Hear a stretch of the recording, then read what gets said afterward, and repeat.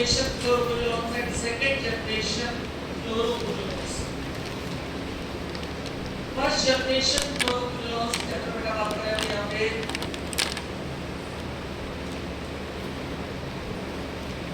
इसमें सबसे इम्पोर्टेंट लगा है जो सबसे प्रोटेक्ट है वो है सिप्रोफ्लॉक्सासिन। इसका सबसे ज्यादा बार क्वेश्चन इससे आया है मार्केट में इसको this is considered prototype of first generation fluoroquinolones।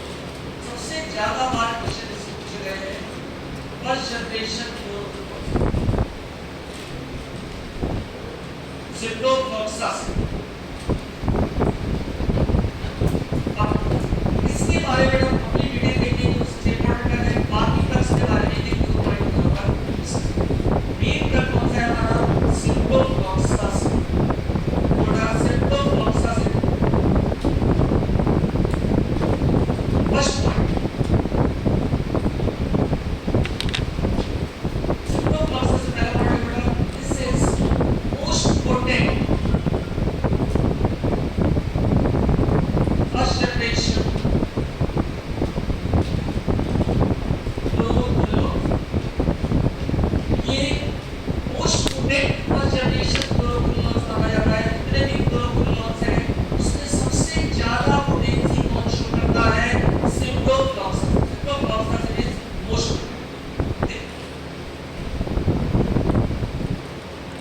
Active against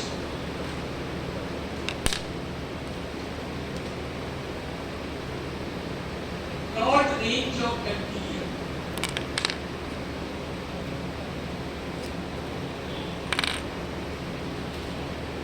active against broad range of bacteria. काफी सारे ग्राम नेगेटिव बैक्टीरिया काफी सारे ग्राम पॉजिटिव बैक्टीरिया को ये कवर करता है।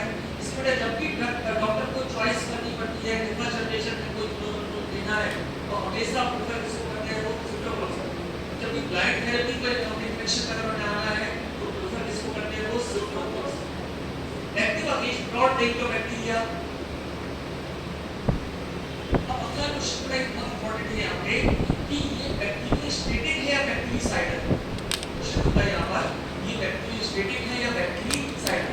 तो आपको याद रखना है जब आप वो कंसंट्रेशन में देते हैं तो क्या है ये बैक्टीरियोस्टेटिक। इस केवल क्या करेगा ये ग्रोथ रोकेगा। कंसंट्रेशन आप बढ़ा देंगे तो क्या बन जाएगा बैक्टीरिसाइडल। क्या बन जाएगा बैक्टीरिसाइडल। मतलब इफेक्ट कौन सा हो गया कंसंट्रेशन डिपेंडेंट। इफेक्ट कौन सा हो गया concentration dependent use dependent.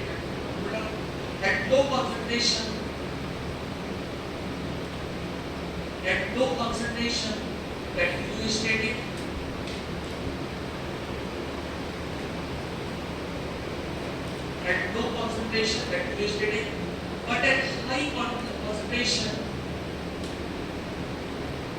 it becomes bactericidal। but at high concentration it becomes bactericidal। high concentration पे क्या हो जाएगा ये bactericidal। ये बड़ा सबसे इम्पोर्टेंट आपको याद रखना है जितने भी फर्स्ट जनरेशन सबसे ज्यादा शो करता है सिप्रोफ्लॉक्सासिन। अब हम आगे बेटा adverse effect of ciprofloxacin.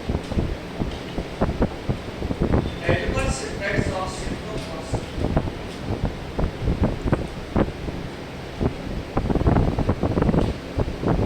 Adverse effects of ciprofloxacin. बेटा पूरी कैटेगरी की बात करें पूरे चैप्टर में जितने भी ड्रग हैं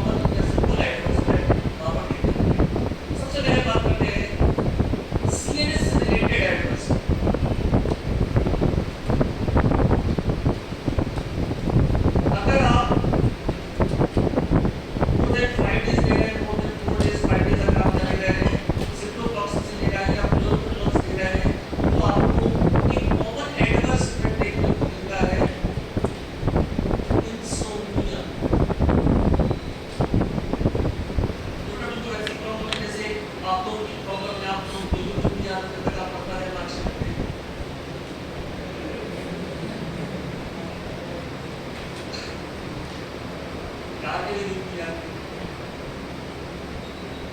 तो आप जिस एज में उस समय जब 10 एज में कोई बोले कि इंसोम्निया एक बीमारी होती है, भरोसा नहीं करते ऐसी कौन सी बीमारी हो सकती है, और कभी भी आ जाती है, कहीं भी आ जाती है, बहुत ज़्यादा।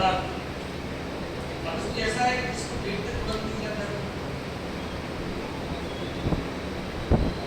अगर पेट में आप तुरंत नहीं कर रहे हैं तो फिर आप बहुत अच्छे लग रहा है, आप लेटे हैं, काम में चल रहा है, बहुत सारी और चल रहे हैं, दिमाग में जो मतलब पेट में होने लगा है, उसको थोड़ा सा इसलिए ना करना है, अच्छा होना है, तुरंत नहीं आए और ये ऐसे आए कि आपको उसका पता ना चले कि क्या समझ रहे हैं, तो बहुत अच्छी बीमारी है, तो ऐसा इसका क्या है क्या है। अभी हम बात कर रहे हैं एडवर्स इफेक्ट ऑफ क्लोरोक्विनोन सुपरप्लस के एडवर्स की बात कर रहे हैं। पहला सीरियस रिलेटेड एडवर्स होता है बस लॉन्ग टर्म जब आप यूज करते तब नहीं देखता है। दूसरा एडवर्स इफेक्ट है next cavity, next cavity.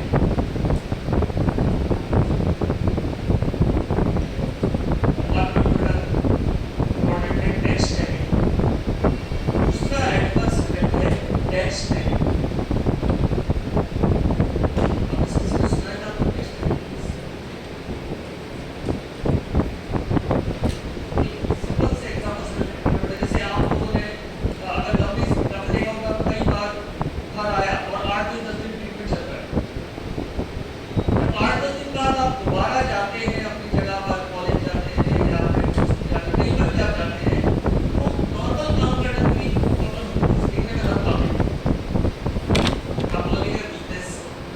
Driving कर रहा है तो ड्राइविंग करने में उसको लगेगा कॉन्फिडेंस ड्राइविंग नहीं करता। ये नॉर्मल फंक्शन है उनको परफॉर्म ना कर पाना क्या कहलाता है डिफिकल्टी इन परफॉर्मिंग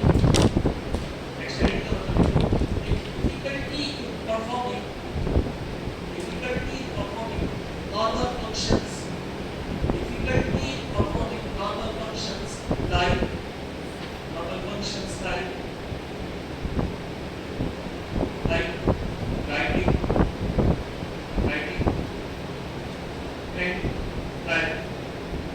writing और writing जैसे एग्जांपल आप दे सकते हैं।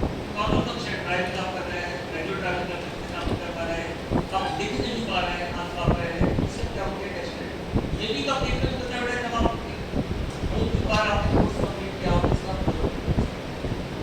दूसरा एडवर्स इफेक्ट है जीआईटी से, दूसरा पार्ट है adverse effect related to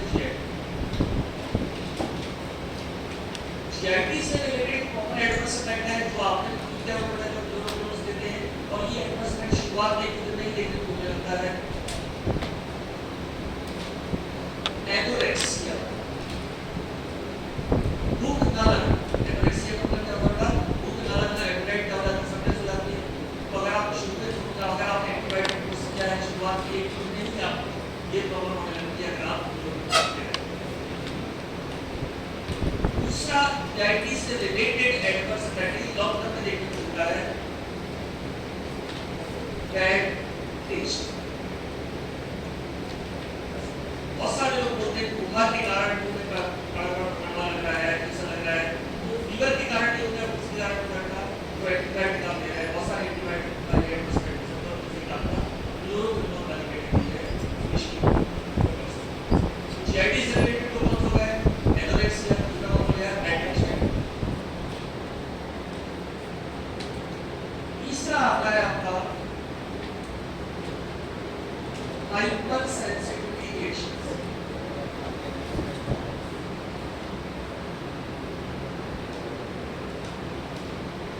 semester exam में थोड़ा टेंशन नहीं लेना है, हर एंटीबायोटिक को आप एडवर्स इफेक्ट क्या लिख सकते हो, हाइपर सेंसिटिव, हर एक आप एंटीबायोटिक शुरू करते हैं, कोई ज्यादा करता है कोई डॉक्टर ने भी बहुत ज्यादा ऐसा देखने को नहीं मिलती है हाइपर सेंसिटिविटी, लेकिन कुछ स्पेसिफिक केसेस हैं आगे डिस्कस करेंगे उसके बारे में।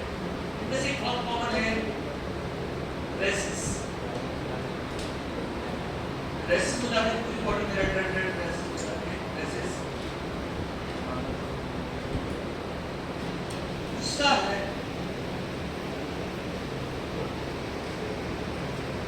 swelling of lips,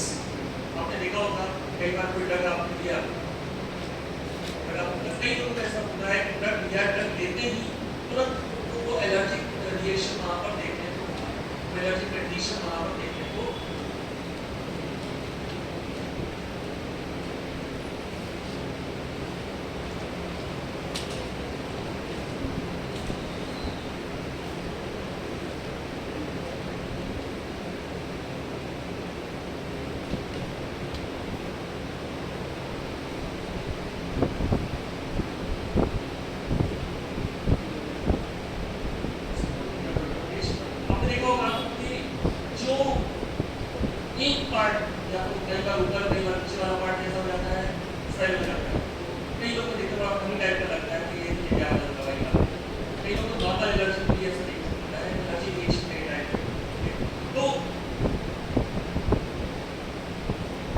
hypersensitive reaction हो जाएगा, एक क्राइसिस कॉमन है। दूसरा है आपका swelling of serious related adverse react related और हाइपरसेंसिटिव। तो अब एक एडवर्स रिएक्शन दूसरा प्रेडिक्टेड क्वेश्चन आया था, आप कर लेना अब चेक करो प्रेडिक्टेड में एंजाइटिस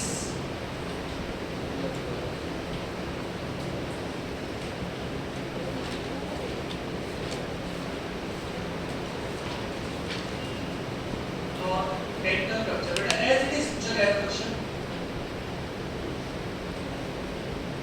dental किसे बोलते हैं, dental किसे बोलते हैं, वो फाइबर्स जो मसल्स को इससे कनेक्ट करते हैं बोन से, मसल्स को कनेक्ट करते हैं बोन से, या तो क्या होगा बेटा स्वेलिंग आना, क्या कहना है बेटा टेंडनाइटिस, या तो क्या होगा बेटा स्वेलिंग आ गई टेंडन में, यहाँ की स्वेलिंग आती क्या कहता है डायबिटीज, तो या तो स्वेलिंग आई है या फिर क्या हो गया है रप्चर हो गया।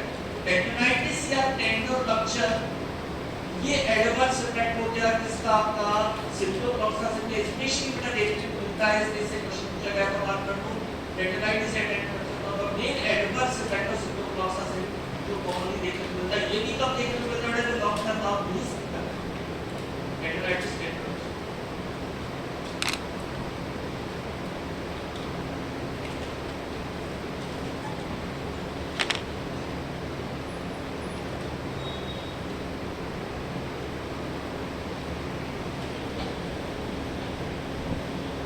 या वो देखो ना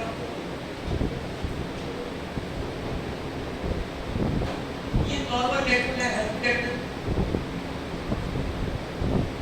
ये हेल्थ डेक्टल है और आपने ड्रग का यूज अगर रेगुलरली किया वहां पे ये देखो क्या हो गए रप्चर हो गए या फिर क्या आ गई इनमें से, या तो रप्चर हो गई या फिर क्या आ गई इनमें से, ये जो आपका एग्जांपल आपको तो दिखा ये क्या है नेगेटिव, ये आफ्टर टेकिंग या तो क्या है कि मैं स्वेलिंग आ जाएगी, क्या है कि आप एग्रीकल्चर नॉन होगा बाकी जैसे काम करते हैं, तो ये हेल्थी चला पड़ा है बड़ा एडवर्स इफेक्ट क्या हो गया यहाँ पे। सबसे पहला एक कॉम्प्यूटर में देखा करेंगे तो कॉम्प्यूटर में देखना सबसे पहले सेल्स रिलेटेड क्या हो गया इंसोम्निया, क्या इंसोम्निया दूसरा हां नेक्स्ट एक्टिविटी होगा डिफिकल्टी ड्राइविंग राइट, ये प्रॉब्लम होना चाहता है डेस्टिनेशन कब होगा जीआईटी से रिलेटेड ना लगता है तो ऐसे रहेगा एनोरेक्सिया, दूसरा मेडिटेशन प्रॉब्लम रहेगा, ठीक है। अब आते हैं स्किन से related hypersensitive reaction rashes common है, दूसरा स्वेलिंग ऑफ लिप्स, क्या है स्वेलिंग ऑफ लिप्स, अब एक स्पेसिफिक एडवर्स इफेक्ट करना है तो एंटीबायोटिक आप लास्ट में यूजेस ऑफ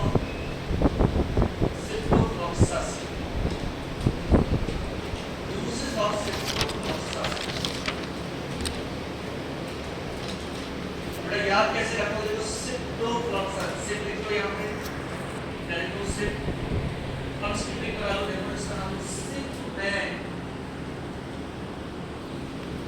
क्या बोलोगे सिप, सिप इससे रिलेटेड कर देते हैं शिप, सिप में ये कंफ्यूज आदमी बैठा और बैठा था कंफ्यूज आदमी बैठा था जो कहाँ काम करता था यूपीसी में काम करता था, यूजीसी में काम करता था और वो टीबी पेशेंट को ट्यूब में बिठाकर समुद्र में छोड़ देता था। सिप में कंफ्यूज काम करे यूजीसी में और टीबी पेशेंट को ले जाते कहाँ पर ट्यूब में बिठा के कर देता था।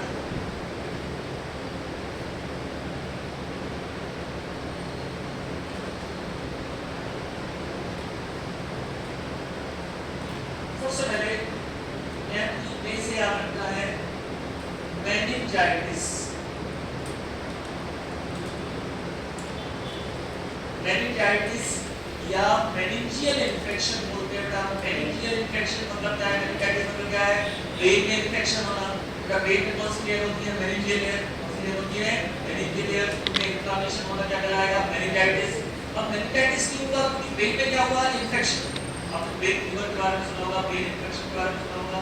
ब्रेन में इन्फेक्शन हुआ, अब ध्यान सुना बेटा, सिप्टोफ्लॉक्सासिन भी क्यों यूज किया गया? सिप्टोफ्लॉक्सासिन का आप स्ट्रक्चर देखोगे तो सिप्टोफ्लॉक्सासिन हाईली लिपिड सॉल्युबल होता है।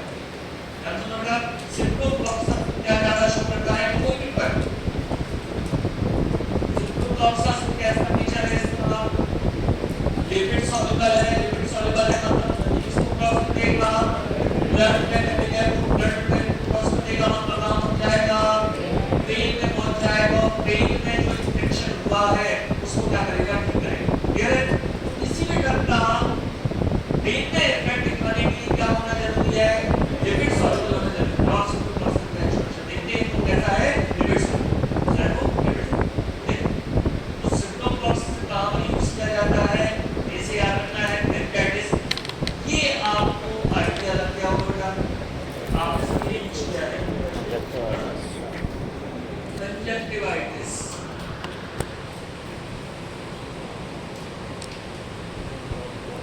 कंजक्टिवाइटिस 1.5 साल पहले बहुत बुरे तरीके से फैला, लगभग मैक्सिमम लोगों को हुआ। कंजक्टिवाइटिस जानते हैं सब लोग? आंखें आना, आंखें इस तरह से आई तो लोगों को दिखाई नहीं रही। उस समय आपने को बड़ा बहुत ज्यादा एक ड्रॉप चला था सिप्लॉक्स, ठीक है? सिप्रोफ्लॉक्सासिन क्या था बेटा उसमें? सिप्रोफ्लॉक्सासिन का यूज किया जाता है आपका कंजक्टिवाइटिस। यूज किया जाता है कंजक्टिवाइटिस। कंजक्टिवाइटिस दूसरे यूरिनरी ट्रैक्ट इन्फेक्शन, उसे क्या हो जाएगा? Urinary tract infection, urea. G से गोनोरिया,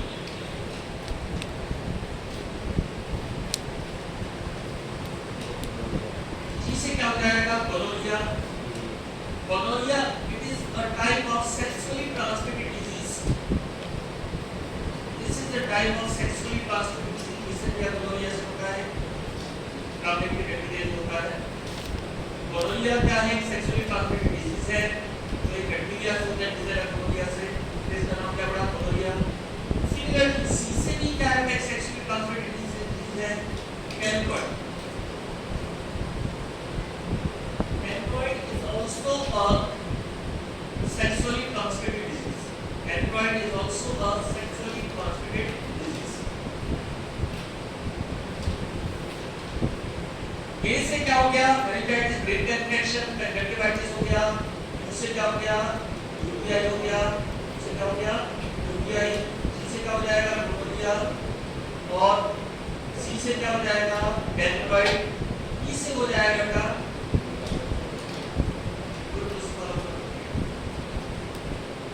से क्या हो जाएगा? टाइफाइड।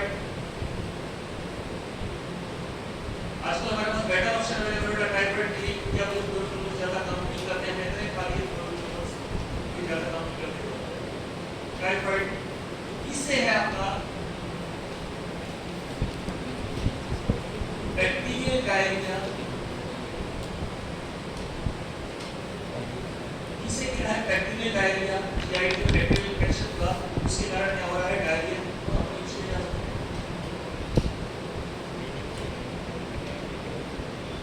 से क्या था? ट्यूबरकुलोसिस। मार्क कर लो, ये बहुत इंपॉर्टेंट है। फ्लोरोक्यूलोस का ट्यूबरकुलोसिस में बहुत इंपॉर्टेंट रोल है। जब आपके मेन ड्रग काम नहीं करते हैं, इस मेन ड्रग कौन से बेटा? ट्यूबरकुलोसिस में फर्स्ट लाइन में वायरस अमाइड एमाइड के पार्टिसिपेट मोनोटोमाइसिस राइट। जब वो ड्रग काम नहीं कर रहे हैं, उनके अगेंस्ट बैक्टीरिया ने क्या डेवलप कर दिया? रेजिस्टेंस। तो जब रेजिस्टेंस डेवलप कर दिया है, जब वो ड्रग काम नहीं कर रहे हैं, हमारे पास ऑप्शन कौन सा है? सिप्रोफ्लॉक्सासिन या दूसरे फ्लोरोक्यूलोस आगे बात करेंगे। ठीक है? फ्लोरोक्यूलोस का ने एक बहुत अच्छा इंटरमीडिएट दिया था, नहीं तो लोग लगातार करते थे। हमेशा बोलते हो बड़ा इंपॉर्टेंट लाइन है, आज भी टीबी से आप लोग कर रहे हैं, इतना सब कुछ होते हुए भी अभी 2015 में गाइडलाइन चेंज की, गवर्नमेंट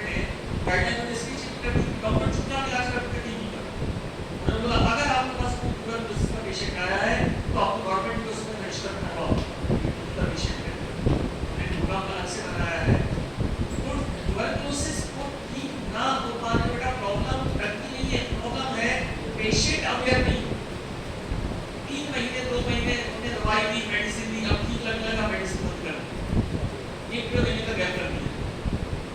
अब जब वो दोबारा मेडिसिन लेने जाएंगे तो अब वो मेडिसिन काम नहीं करेगी। क्या करना हो गया है, रजिस्ट्रेशन। अपने रजिस्ट्रेट केस रहते हैं, फिर आपके लिए आपको काम नहीं कर रहे जो सबसे इफेक्टिव थे, हमें अल्टरनेटिव पे जाना पड़ेगा। तो अल्टरनेटिव में कौन काम करता है हमारे लिए, दो दिनों से एक अच्छा अल्टरनेटिव रहता है जब पेट में काफी काम करे कॉम्बिनेशन को।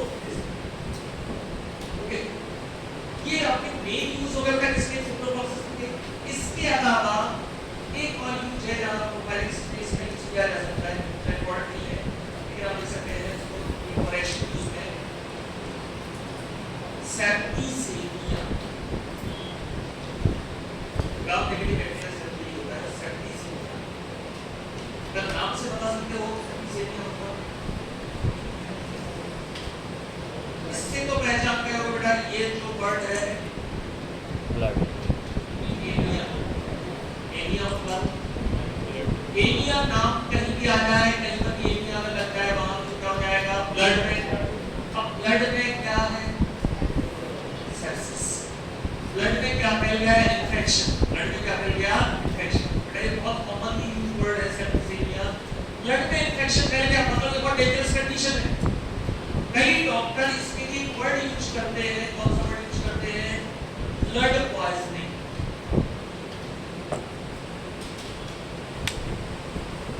सेप्टिसेमिया को ही हम क्या बोलते हैं, blood poisoning. Septicaemia is also blood poisoning.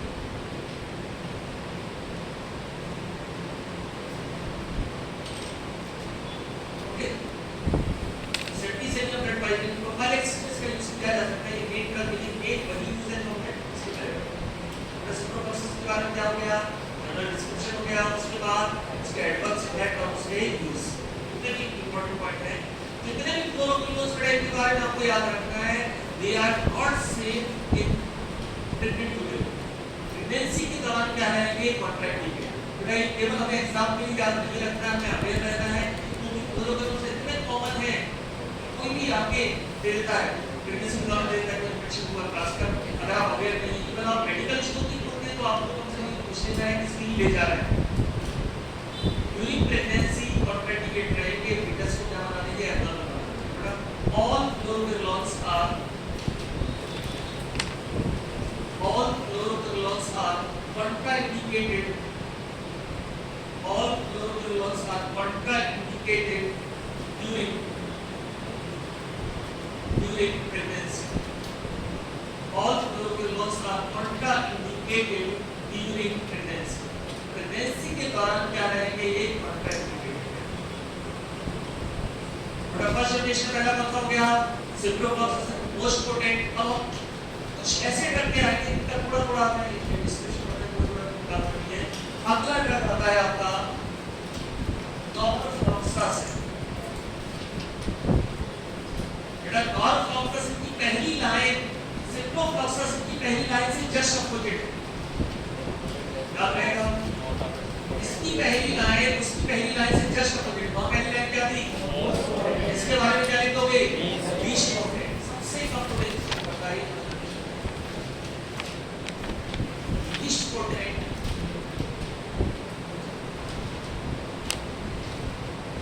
This is least potent first generation. First generation में सबसे कम पोटेंसी कौन शो करता है, नॉर्फ्लॉक्सासिन। पोटेंसी कम है तो यूज भी कह सकते हैं लिमिटेड है। यूज लिमिटेड है कहां पर, यूटीआई यूज किया जाता है। उसका थोड़ी देर पहले मैंने आपको बताया था जो जीआईडी इन्फेक्शन,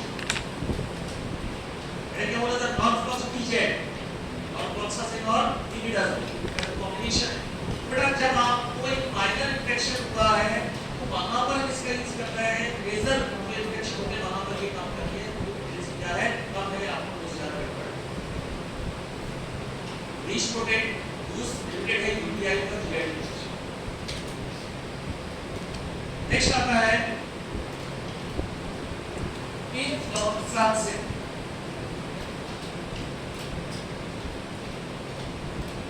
एफ्लॉक्सासिन कैसे याद रखना बेटा आपको, नॉर्फ्लॉक्सासिन में मिथाइल ग्रुप लगा दिया।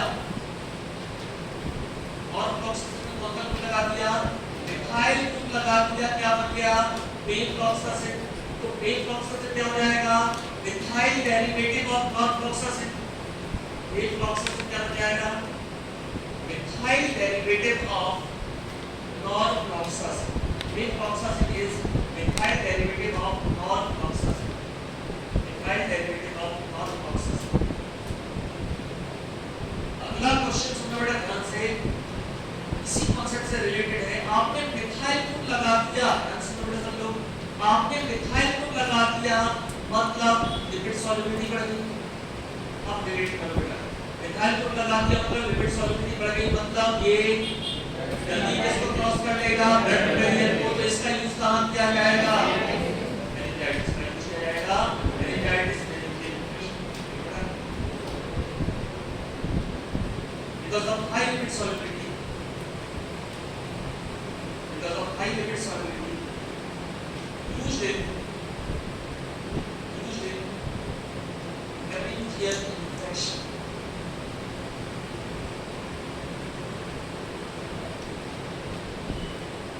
because of high solubility used, high lipid solubility used in meningeal infection। meningeal infection brain का infection है, meningitis वाली कंडीशन है, वहां पर ये टॉक्सिन मेरा सकता है। तो मिथाइल ग्रुप लगाया मतलब क्या बचे, लिपिड सॉल्युबिलिटी बढ़ी, तो इसको क्रॉस कर जाएगा ब्लड बैरियर। बेटा प्रोपोजल कंसंट्रेशन में सिप्रोफ्लॉक्सासिन और फ्लॉक्सासिन के पास बेटा आपके बुक में ये है, लेकिन जो मैं ऑर्डर बता रहा हूं उस ऑर्डर में याद रखना। सबसे पहले कौन सा पढ़ना है, सिप्रो। 31 ऑर्डर में आपने सबसे पहले क्या पढ़ा था, मोस्ट पोटेंट, उसके बाद लीस्ट पोटेंट, उसमें मिथाइल लगा दिया तो क्या बन गया, फ्लॉक्सासिन। लास्ट आता है कंसंट्रेशन का ओफ्लॉक्सासिन।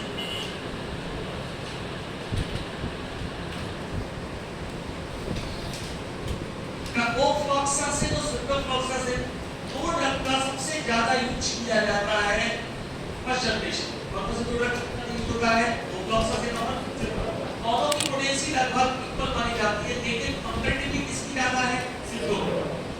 जब डॉक्टर को बहुत ज्यादा इफेक्टिव फाइट नहीं होता है तो क्या करेगा, ओफ्लॉक्सासिन। आप देखो आजकल बहुत चल रहा है, अगर इसको बहुत चल रहा है आगे ओफ्लॉक्सासिन ऑर्डिनल, वो फ्लॉक्सासिन ऑर्डिनल चल रहा है, इसकी जगह नॉर्फ्लॉक्सासिन चल रहा है। तो बेटा जब बहुत ज्यादा पोटेंसी रिक्वायर्ड नहीं है, बहुत ज्यादा इफेक्ट रिक्वायर्ड नहीं है, तो डॉक्टर कहां जाएगा, ओफ्लॉक्सासिन। लेकिन अगर ग्राम पॉजिटिव बैक्टीरिया का, ग्राम नेगेटिव बैक्टीरिया का कुछ दिखना है कि बहुत ज्यादा पोटेंसी अगर रिक्वायर्ड है, तो फिर वो कहां जाएंगे, सिप्रो और ओफ्लॉक्सासिन दोनों ही पोटेंट है, लेकिन कंपैरेटिवली सिप्रो सबसे ज्यादा पोटेंट है। उसके बाद हम इसका कंपैरिजन में show less potency, show less potency than, shows less potency than, shows less potency than ciprofloxacin, ciprofloxacin against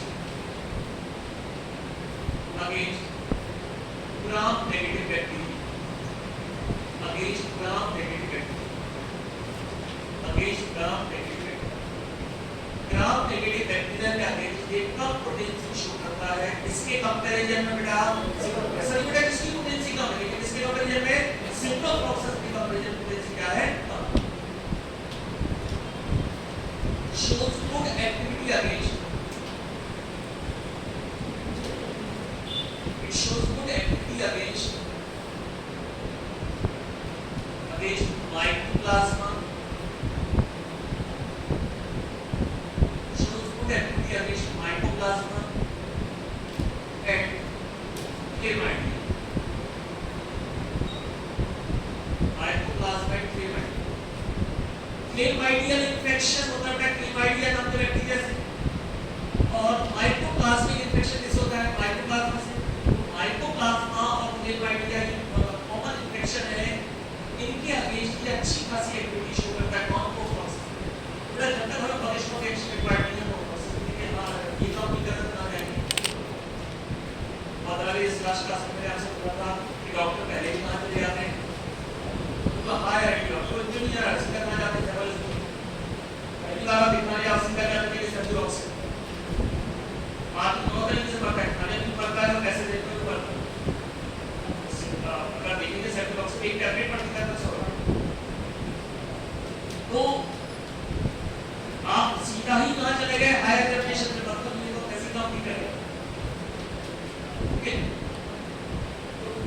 कोफ्लॉक्सेसिन को कंपेयर जैसे कि हमने सिप्रोफ्लॉक्सेसिन चार ड्रग हो गए हमारे, पहला कौन हो गया सिप्रो, दूसरा नॉन, तीसरा ए, चौथा कोफ्लॉक्स। अब आते हैं बेटा सेकंड जनरेशन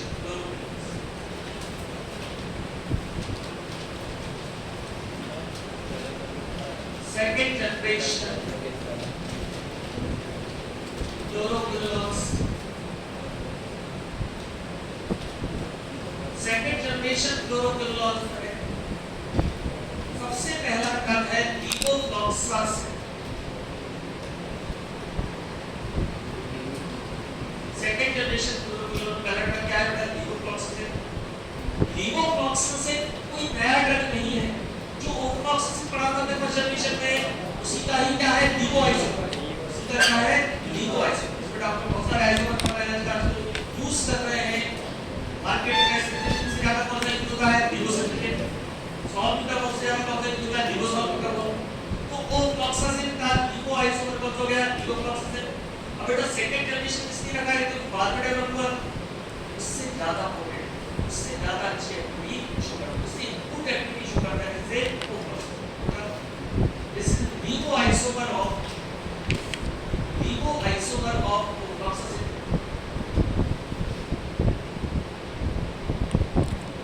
लीवोआइसोमर ऑफ ओफ्लॉक्सासिन का अगला पॉइंट बेटा बहुत इंपॉर्टेंट है, मार्क कर लेना।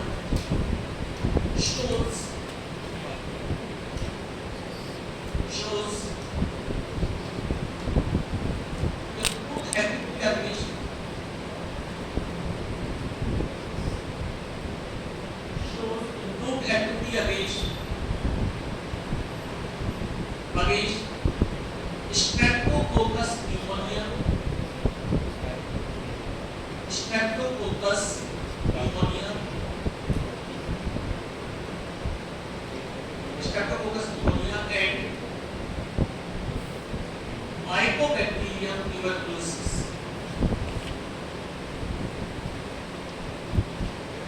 इसको मार्क कर लो। लीवोफ्लॉक्सासिन को कहां यूज करते हैं हम? माइकोबैक्टीरियम ट्यूबरकुलोसिस में। ओफ्लॉक्सासिन को हम यूज नहीं करते, हमारे पास बेटर ऑप्शन है, इसको यूज करते हैं। लीवोफ्लॉक्सासिन का यूज करते हैं ट्यूबरकुलर इन्फेक्शन में, खासकर कॉम्बिनेशन में जब आपने नॉर्मल ड्रग काम नहीं किया। सेकंड लाइन में जाते हैं। shows improved activity against Streptococcus pneumoniae and Mycobacterium tuberculosis। बड़ा सेकंड जनरेशन जो पहला ड्रग आया वो एक्चुअली कहां से आया? फर्स्ट जनरेशन से। फर्स्ट जनरेशन का ओफ्लॉक्सासिन था, उसी का हमने क्या बना दिया? लीवोआइसोमर। क्या हो जाएगा? लीवोफ्लॉक्सासिन। अब आते बेटा कुछ नए ड्रग्स के ऊपर। अगला ड्रग आता है आपका लोमीफ्लॉक्सासिन।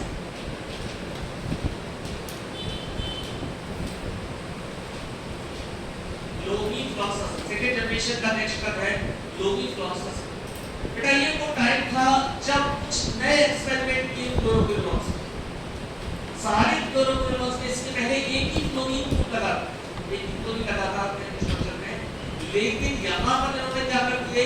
दो फ्लोरीन लगा, मतलब क्या बना दिया? डाइफ्लोरीनेटेड। तो इसको क्या बोलेंगे? This is difluorinated second generation chloroquinolones. Difluorinated का मतलब कितने फ्लोरीन लगे हैं? दो फ्लोरीन। तो दो फ्लोरीन लगने से क्या फायदा होगा बेटा? एक्टिविटी बढ़ गई। एक्टिविटी क्या हो गई? इंप्रूव हो गई। एक्टिविटी क्या हो गई? इंप्रूव हो गई। लेकिन प्रॉब्लम क्या हुई बेटा? प्रॉब्लम हुई उतने ही क्या बढ़े? एडवर्स। जितनी पोटेंसी बढ़ी उतने ही क्या बढ़े? Adverse effects. दो बहुत डेंजरस एडवर्स इफेक्ट। एक फोटोटॉक्सिसिटी,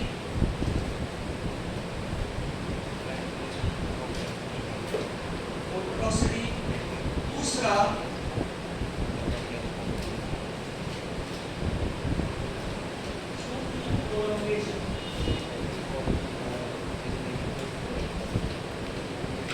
पहला फोटोटॉक्सिसिटी, दूसरा QT प्रोलोकेशन। QT पहला है फोटोटॉक्सिसिटी। क्या होता है फोटोटॉक्सिसिटी? तो आपने कितने लोगों ने सुना है यार? ये सुना है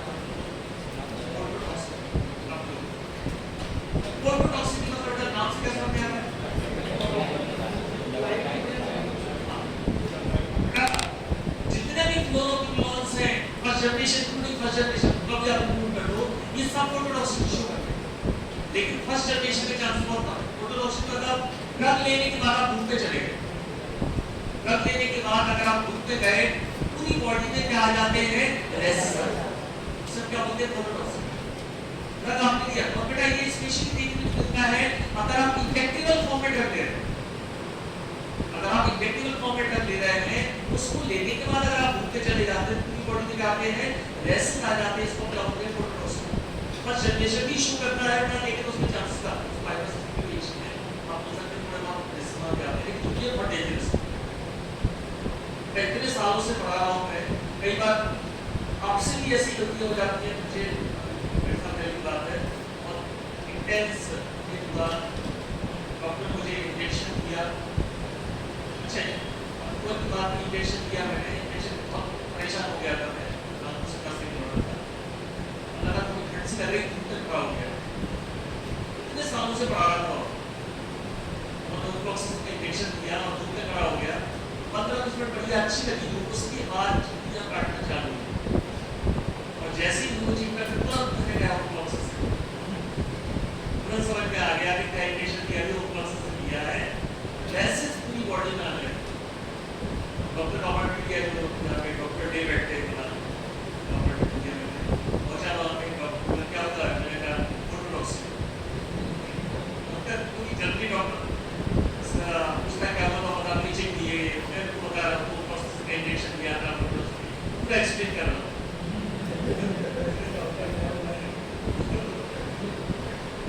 मैं कैसे बताऊँ, ऐसा कोई इंजेक्शन गरीबा बात क्या होता है, तो पेट हुआ था मुझे, वो पेट में ठीक हो गया, लेकिन ये फोटोटॉक्सिसिटी का ट्रीटमेंट चला, ये लगभग 1.5 महीने चला, बहुत भयंकर होता है, मतलब पढ़ता था इसके पहली बार पी गया और बेकार कंडीशन, मतलब रात भर आप कभी उठ के बैठे हो, मतलब चिंती हो, ऐसा लगता है चिंतियां काटने की, मतलब अजीब सी फीलिंग आती है, और ये इसकी बात कर रहा हूँ, सेम ड्रग बनाया था वो प्रोसेस, यहाँ पर प्रोसेस की चांस बहुत कम है, लेकिन चूंकि मैंने इंजेक्टेबल फॉर्म में लिया था, इसलिए क्या हो गया, ठीक है। लेकिन ये ड्रग ऐसा है कि मैक्सिमम इंसिडेंस देखे गए फोटोटॉक्सिक, बहुत सारे इंसिडेंट देखे गए हैं, मैक्सिमम इंसिडेंस देखे गए हैं फोटोटॉक्सिक के, अगर आपने किसी भी फॉर्म में क्या किया है, फ्लोरोफ्लॉक्सासिन दिया है, तभी मैक्सिमम इंसिडेंस कम। दूसरा QT प्रोलोंगेशन, कहाँ तो कहते हैं कितने लोगों को नहीं पता क्या होता है QT प्रोलोंगेशन, को सच बोलना, QT प्रोलोंगेशन नॉर्मल जो रहता है, हार्ट की जो डेथ काम करती है, PQRS, PQRS क्या होता है, P क्या है, एट्रियल डिफिब्रिलेशन, QRS क्या है, वेंट्रिकुलर डिफिब्रिलेशन, ST क्या है, वेंट्रिकेश, और TPH क्या है, डिफिब्रिलेशन। सिंपल अपनी जो हार्ट की इलेक्ट्रिसिटी बेटा वैसे काम करती है, QRS की फॉर्म में काम करती है। अब ये जो है इसी कारण से ये नॉर्मल से ज्यादा हो जाएगी, खींच जाएगी, ये ड्यूरेशन बढ़ गया। इसका एक सबसे बड़ा कारण क्या माना जाता है, ड्रग्स। कई मेडिसिन ऐसी होती है जो इसको Q से लेकर T तक के इंटरवल को क्या कर देती है, प्रोलॉन्ग कर देती है, खींच देती है।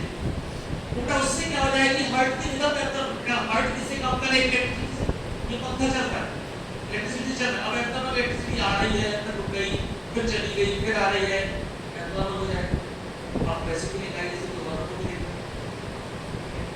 तो यहाँ पर एब्नॉर्मल इलेक्ट्रिसिटी कैसी है, एब्नॉर्मल हार्ट में अगर एब्नॉर्मल इलेक्ट्रिसिटी आ रही, उससे लेके टी तक का इंटरवल क्या हो गया, प्रोलॉन्ग हो गया, खिंच गया, वो क्या हो गया, खिंच गया, तो उससे क्या हो जाएगी, हार्ट की रिदम डिस्टर्ब हो जाएगी, रिदम डिस्टर्ब हो जाएगी, क्या बोलेंगे इसको, अरिथमिया।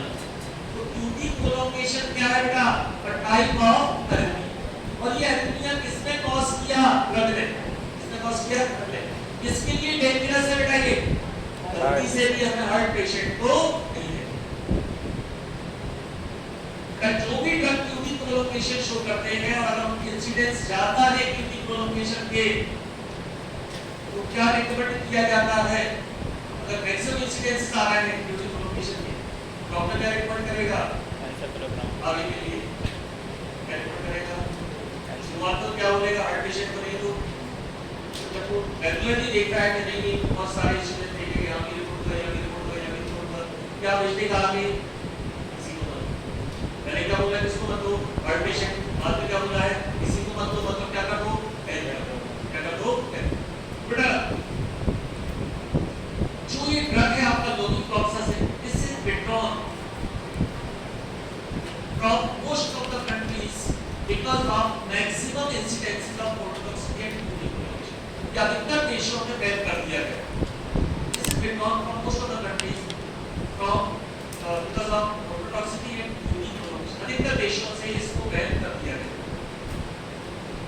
अब बेटा कई बार बच्चों के दिमाग में क्वेश्चन आता है, आपको दिमाग में क्वेश्चन आता है कि जब ये ड्रग बैन कर दिया गया तो हमें क्यों पढ़ाया जा रहा है? अब यहाँ पर आपको समझ में जब भी आप गवर्नमेंट के एग्जाम देते हो, गवर्नमेंट ड्रग इंस्पेक्टर के एग्जाम देते हो, फार्मासिस्ट के एग्जाम देते हो, जो भी तैयारी कर रहे हैं डीआई या फार्मासिस्ट की, जब भी आप इस तरह के एग्जाम देते हैं तो वहाँ एक क्वेश्चन पूछा जाता है this drug is not used now, ये ड्रग आप यूज नहीं किया जाता है बिकॉज़ आंसर क्या हो जाएगा, maximum incidences of orthodoxy and Europe. इसलिए बेटा जब भी गवर्नमेंट एग्जाम में क्यों ऐसे क्वेश्चन आपसे पूछे जा रहे हैं, वो आपको अवेयर करना चाहते हैं कि ये ड्रग किसी भी फॉर्म में मेडिकल स्टोर वाला रख देना बैठा, आपको अवेयर होना है, इसलिए इस तरह से क्वेश्चन को आपसे पूछते हैं, ठीक है। Maximum incidence of orthodoxy and tuberculosis, क्या है तुबरकुलोसिस, तो हार्ट रेट कैसे हो गई, एब्नॉर्मल क्यों हो गई, हार्ट रेट एब्नॉर्मल जो है वो खिंच गया, दूसरे लेवल टिकट का इंटरवल था वो कैसा हो गया, एब्नॉर्मल, दूसरे लेवल टिकट का इंटरवल कैसा हो गया, एब्नॉर्मल हो गया।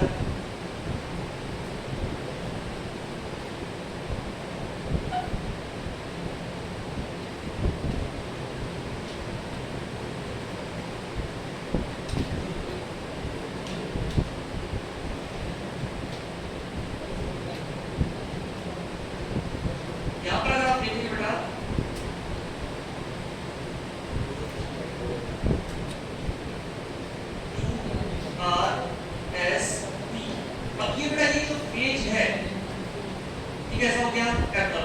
नॉर्मल से ज्यादा क्या हो गई, इसकी लंबाई बढ़ गई, नॉर्मल से ज्यादा लेंथ बढ़ गई, ये क्यों बढ़ गई बेटा, क्योंकि आपने कोई ऐसा ड्रग दिया जिसने इसको कैसा बना दिया, एब्नॉर्मल बना दिया, पॉइंट्स को कैसा बना दिया, एब्नॉर्मल बना दिया, इसलिए रिदम कैसी हो जाएगी, कैंपस करेगा ये कल, ठीक है। तो जो भी ड्रग क्यूटी प्रोलोकेशन शो करते हैं पहला तो ये बोला जाता है कि इसको नहीं देना है, हार्ट पेशेंट को अगर इंसिडेंस ज्यादा हो गया तो क्या हो गया डॉक्टर, इसी को दे देना, क्या कर दो, तो लोनिफ्लॉक्सासिन को क्या कर दिया गया, नेक्स्ट ड्रग जो भी आपने इसके बारे में पढ़ा है, एक और ड्रग है सेम चीज इसके बारे में याद रखना है, वो ड्रग है आपका स्पारफ्लॉक्सासिन।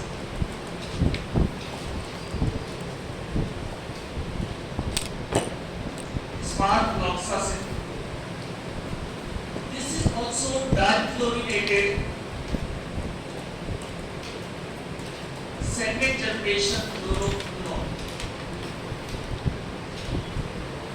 This is also difluorinated second generation fluoroquinolone.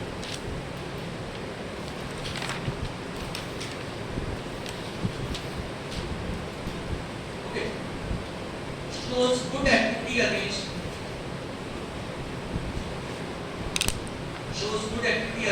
gram-positive bacteria. Shows good activity against gram-positive bacteria.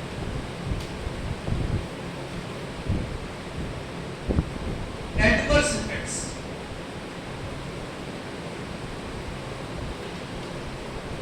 इसमें बेटा वही दो एडवर्स इफेक्ट है, कौन से,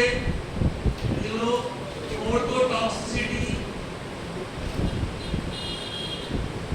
और दूसरा QT प्रोलॉन्गेशन।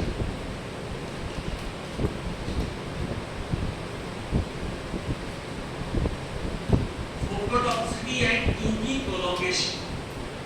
और यहाँ भी क्या है बेटा, क्या देखे गए हैं, maximum incidences of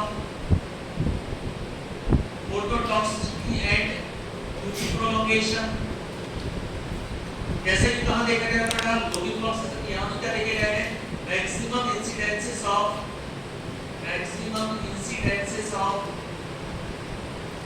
phototoxicity and UV prolongation. तो यहां भी क्या बोलोगे बेटा, क्या कर दिया गया है withdrawn from most of the countries, withdrawn from most of the countries because of maximum incidence of phototoxicity and UV pollution। तो टोटल कौन से बेटा सेकंड जनरेशन को विथड्रॉ कर दिया अधिकतर देशों में, लोबी प्रोसेस और स्पार्क प्रोसेस। ये क्वेश्चन गलत नहीं होने चाहिए, ऐसे क्वेश्चन सिंपल क्वेश्चन है, इसमें कौन सा यूज नहीं किए जाते हैं, ऐसा क्वेश्चन पूछा जाता है कौन से रिलेटेड क्यों यूज नहीं किए जा सकते हैं, ऐसा क्वेश्चन बन सकता है। ठीक है, लोबी प्रोसेस और स्पार्क प्रोसेस सिंपल तरीके से आप कर सकते हो बेटा। पहला कौन सा है लोबी प्रोसेस, ऐसा लिखो बेटा लोबी,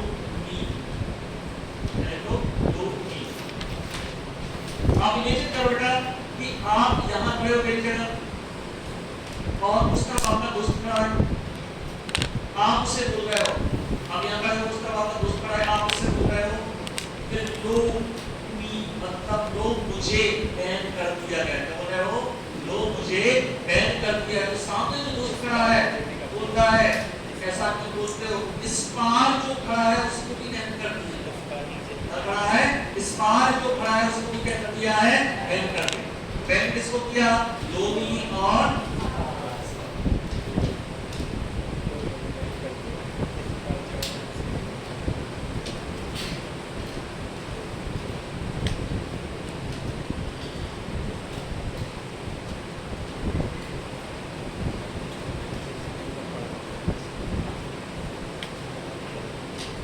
नेक्स्ट करता है आपका ऑक्सीफ्लॉक्सासिन।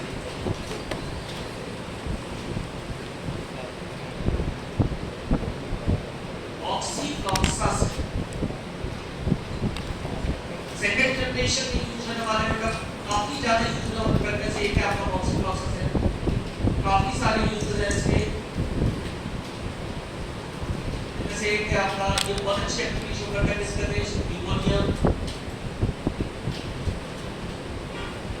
स्ट्रेप्टोकोकस न्यूमोनिया के रिलेशन से एक्टिविटी शो करता है, तो न्यूमोनिया ऑक्सीफ्लॉक्सासिन करते हैं तो अगर डेवलपमेंट देना है। दूसरा ब्रोंकाइटिस,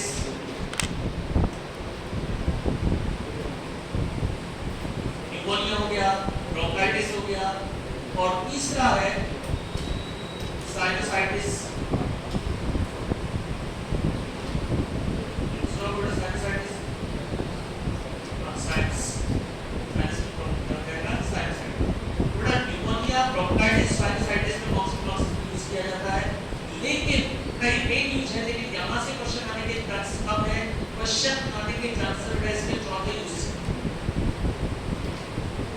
MDR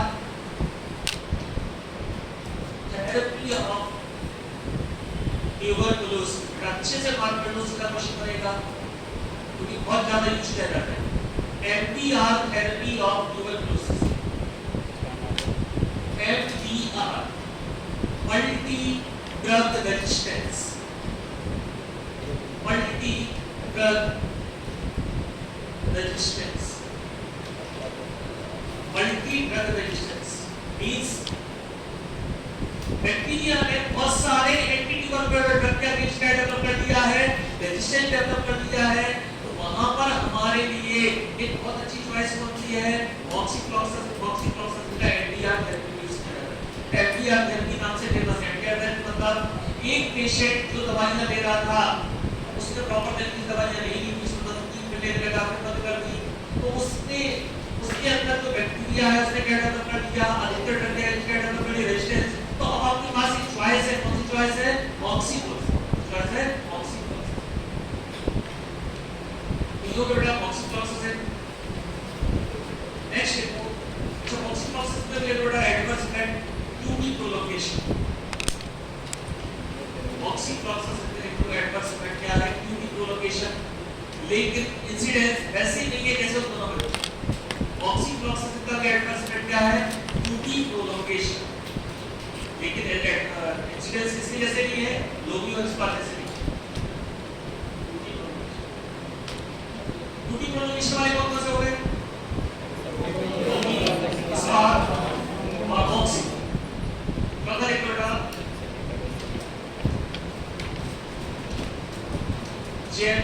फ्लॉक्सासिन।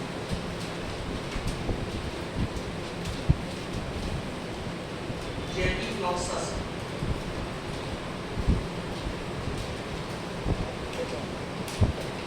ये वो जगह पे स्पेशली यूज किया जाता है। एक तो है ब्रोंकाइटिस, दूसरा है community acquired pneumonia.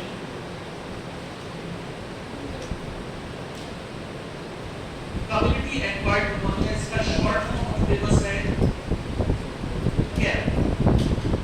Community acquired pneumonia short form बहुत फेमस है क्या? का यूज किया जाता है क्या? कम्युनिटी एक्वायर्ड न्यूमोनिया का मतलब ये वाला बंदा, इस साइड वाला बंदा निकलो। लोगों के साथ कोई कुछ नहीं कहेगा। एक्वायर्ड न्यूमोनिया इसको हॉस्पिटल एक्वायर्ड न्यूमोनिया भी बोलते हैं, hospital acquired infection, community acquired pneumonia बोलते हैं, हॉस्पिटल एक्वायर्ड न्यूमोनिया बोलते हैं, या हॉस्पिटल एक्वायर्ड इन्फेक्शन भी इसको हम बोलते हैं। बेटा आप लोगों ने कोविड के दौरान एक चीज सुनी, आप में से कितने लोग ये सच मानते हैं? बहुत सारे लोग ऐसा बोलते हैं कि जितने लोग घर में रह गए वो बच गए, जो हॉस्पिटल गया वो नहीं गया। बहुत सारे लोग ऐसा बोलते हैं। अच्छा इसलिए भी बोलते हैं, मेरे रिलेटिव है, मेरे वो डॉक्टर है, डॉक्टर है, उनसे मेरी इस बात हो रही थी, वो कोविड के बारे में बात कर रहे थे। मैंने बोला कि जब ये बात बताओ, सच बताना, गांव के लोग एक भी आदमी नहीं रहा गांव में कोविड से। ये सच्चाई, गांव के लोगों ने एंजॉय किया कोविड, गांव के लोगों ने गेम जैसा था, बढ़िया बाहर सभा चल रही हो, जैसे लड़ी आई बड़े घर की तरफ, एक दो पकड़े गए, उनके छोटे को देखकर नीचे डंडे पड़ रहे हैं, और जब वो वहां से बच के आए तो पूरे गांव को मजा बना रहा है। अच्छा कहीं को दौड़ लगा जाते थे, बताते नहीं थे कि गाड़ी आ रही है, पुलिस वाले आ रहे हैं, इनको तो बराबर एंजॉय। अच्छा आज भी गांव के लोग ये मानते हैं ऐसा कुछ था ही नहीं, तो कोई एक इसका कारण यूनिटी भी हो सकता है, कुछ कारण में से कई कारण ये भी है। जिन लोगों को थोड़ी बहुत इन्फेक्शन हुआ हॉस्पिटल ले जाए, हॉस्पिटल में जब उनको वेंटिलेटर में रखा गया या ऑक्सीजन दी गई, शुरुआत में क्या दी गई? ऑक्सीजन। क्या ऑक्सीजन देने के लिए जो इंट्यूबेशन किया जाता है, जो मास्क लगाया जाता है, कितनी भी कोशिश कर लो बहुत सारे केसेस में हाइजीन मेंटेन नहीं हो पाता, और वहां जो बैक्टीरिया सर्वाइव कर पाता है वो बैक्टीरिया नॉर्मल भी रहता है, वो कैसा रहता है? Resistant bacteria. अगर उससे इन्फेक्शन हुआ है मतलब नॉर्मल आपकी मेडिसिन काम नहीं करेगी। इसमें आप देखेंगे कि कोविड के दौरान जिन लोगों को न्यूमोनिया हुआ उनको बहुत हायर जनरेशन कैसे तरीके से इतना सेप्टाइल्स हो, वो कहाँ यूज किया जाता है? रेजिस्टेंट बैक्टीरिया वाले यूज किया जाता है। कैसे? तो बेटा हॉस्पिटल में, पब्लिक टॉयलेट में, इसमें जो भी बैक्टीरिया रहता है वो कैसा रहता है? रेजिस्टेंट। हॉस्पिटल में रहना हमेशा अच्छा नहीं रहता बेटा, इसलिए अच्छे डॉक्टर ने बोलेंगे जल्दी छुट्टी कर दो, क्योंकि वहां पे भी बेटा वो भी मान के चलते हैं वहां पर क्या होंगे? पेशेंट। तो बेटा एक कंडीशन को ठीक करने के लिए हॉस्पिटल गए थे, वहां से नया इन्फेक्शन लेके लौटे, और वो इन्फेक्शन पुराने वाले इन्फेक्शन से क्या है? Community acquired pneumonia, hospital acquired infection या नोसोकोमियल इन्फेक्शन एक्वायर्ड यूज किया जाता है। वहां पर कौन सा यूज किया जाता है? ब्रोंकाइटिस आपको समझ आ रहा होगा, ब्रोंकाइटिस तो फिर इसके यूज किया जाता है। इसके साथ भी बेटा प्रॉब्लम क्या है? QT प्रोलोंगेशन, खासकर जब दूसरे ड्रग्स के साथ हम इसे देते हैं, दूसरे एंटीबायोटिक्स के साथ देते हैं, तो ये इंसिडेंस बढ़ जाता है। QT प्रोलोंगेशन, QT प्रोलोंगेशन वाले कितने ड्रग हो गए बेटा? 4 ड्रग हो गए, 4 6 ड्रग है आपके सेकंड जनरेशन में ड्रग, 6 में से 4 ड्रग क्या शो करते हैं? QT prolongation. आज हम पढ़ चुके हैं किसने QT प्रोलोंगेशन शो नहीं किया? पहला ड्रग कौन सा? लिवो।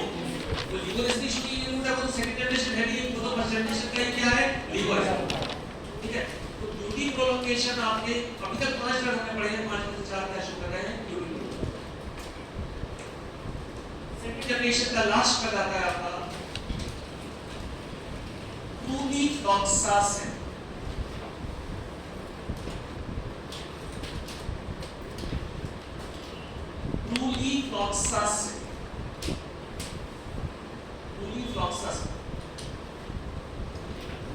जहां पर आपने यूनिफ्लॉक्सासिन लिखा है इसको अलग अलग कलर से मार्क करो।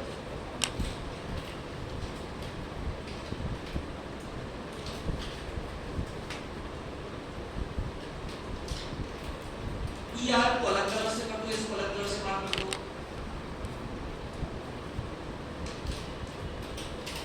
ER यार से आपको याद रखना है this is a prodrug.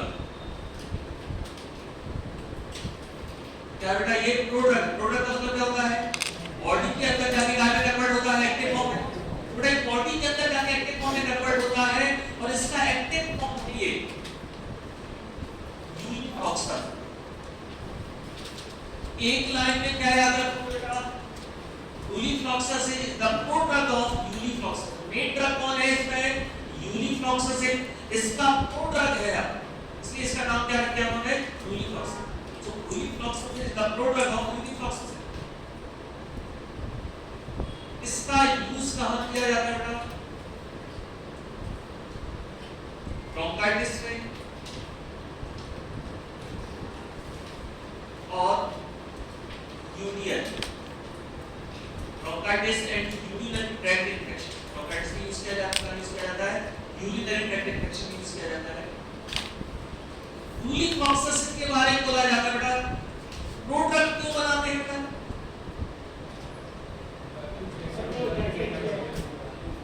Product बनाने के बहुत सारे कारण, सबसे इंपॉर्टेंट रीजन क्या माना जाता है बेटा? टॉक्सिसिटी कम करना, एडवर्स इफेक्ट क्या करना, कम करना। हम क्या चाह रहे हैं कि बॉडी के अंदर जाके वो क्या काम कन्वर्ट हो एक्टिव फॉर्म। एक्टिव फॉर्म कौन सा है? यूनिफ्लॉक्सासिन। बेटा इसके बारे में बोला जाता है ulifloxacin no QT prolongation.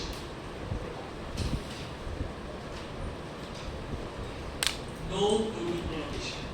QT prolongation show नहीं करता। बेटा जितने ड्रग बाद में डेवलप किए गए उनमें से अकेला ड्रग ये ऐसा है जो QT प्रोलॉन्गेशन शो नहीं करता। बाकी लेवोफ्लॉक्सासिन बेटा क्या ड्रग खाली लेवोफ्लॉक्सासिन का ही फॉर्म था। इसके बाद जितने 5 ड्रग यूज किए गए, 5 ड्रग डेवलप किए गए, 5 में से 4 ड्रग क्या शो करते हैं? QT प्रोलॉन्गेशन मतलब हार्ट पेशेंट के लिए वो सेफ है। ये हार्ट पेशेंट के लिए क्या माना जाएगा? सेफ। लाइक QT प्रोलॉन्गेशन हो गया, एडवर्स इफेक्ट वाले जो सल्फोनामाइड्स वाले हो गए, इंस्ट्रूमेंटल्स और कुछ ऐसे हैं जिनको आप याद रखना है।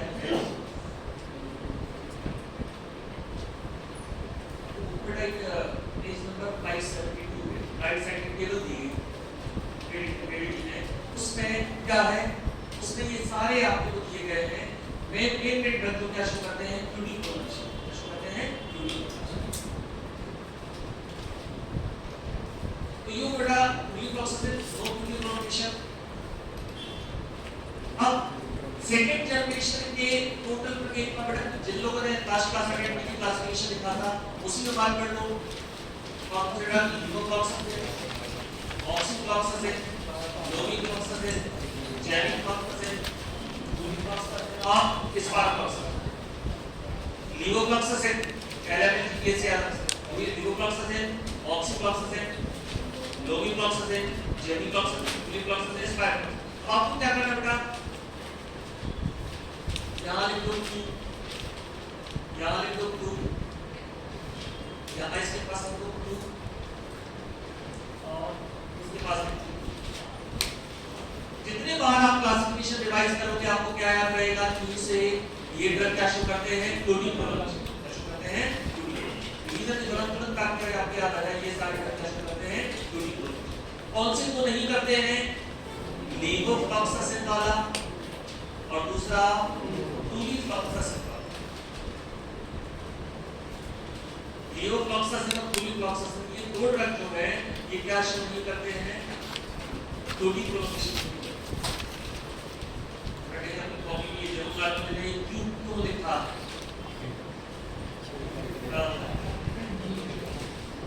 मैं गाड़ी चला रहा था पिछले शायद बात है स्टूडेंट होगा, गाड़ी चला रहा था, फोन आया सर एक बात पूछने लगा। सर आपने जब पढ़ाया था पिछले साल तो उसमें क्यों लिखवाया था?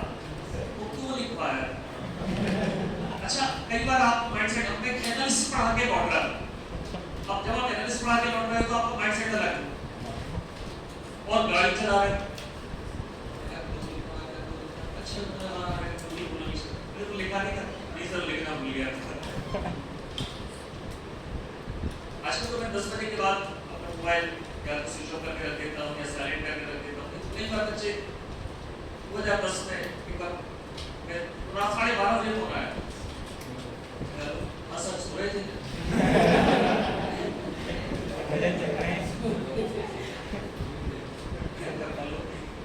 सर वो C30 लेने में ज़्यादा सैंपल रिक्वायर्ड क्यों होता है? ये होता है ऐसे ही अवेयरनेस कम होती है, वो किसी सो जाओ।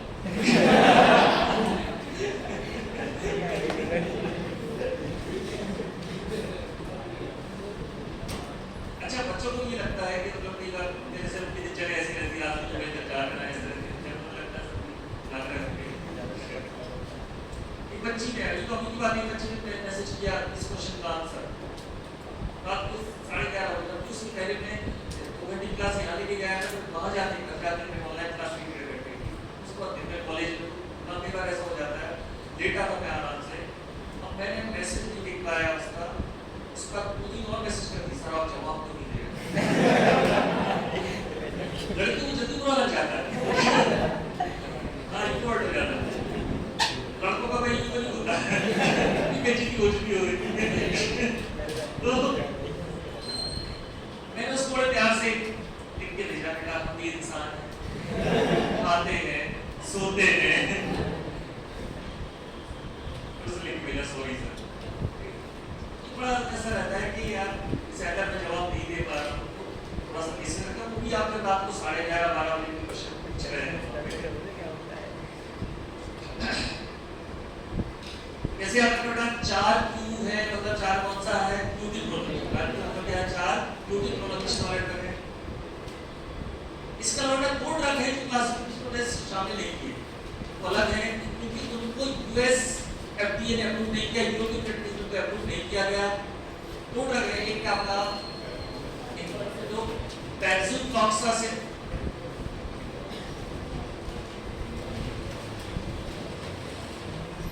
दूसरा है बैलोफ्लॉक्सासिन। पैक्सिलोफ्लॉक्सासिन बैलोफ्लॉक्सासिन आर्टिकल पैक्सिलोफ्लॉक्सासिन बैलोफ्लॉक्सासिन।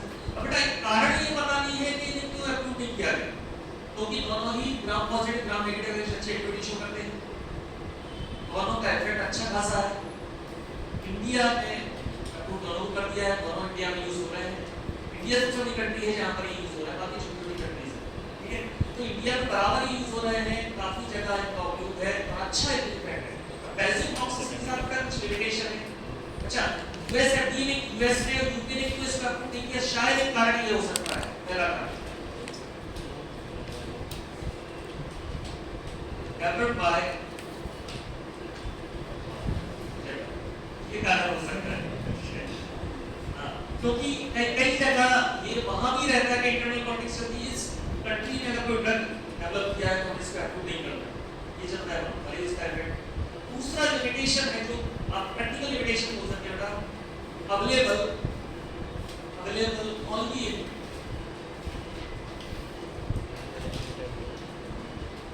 Injectable form. कोई ड्रग केवल इंजेक्टेबल फॉर्म में अवेलेबल है तो ये उसकी लिमिटेशन मानी जाती है, क्योंकि ये हर किसी को ये पता है कि अगर कोई ड्रग केवल इंजेक्टेबल फॉर्म में अवेलेबल है तो उसकी एक्सेप्टेबिलिटी कम होगी।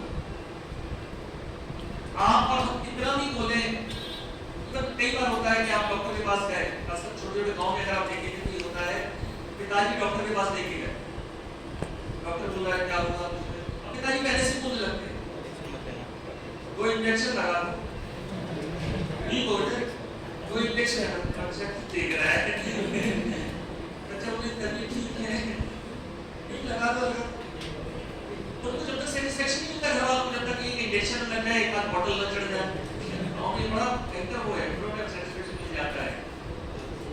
बहुत हालत खराब हो गई, 2 बॉटल चढ़ाए, कौन सी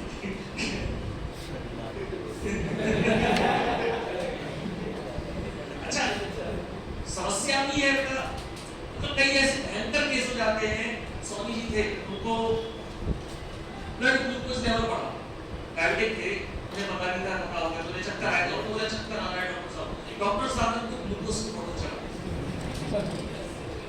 और समझ रहे हो कि उन्हें चक्कर क्यों आ रहे थे? Because of hyperglycaemia, blood glucose level बढ़ा था। डॉक्टर साहब ने उनको ग्लूकोज की बोतल चढ़ा दी, उनकी हालत और बिगड़ गई, और हालत बिगड़ उन्हें बाहर ले जाए।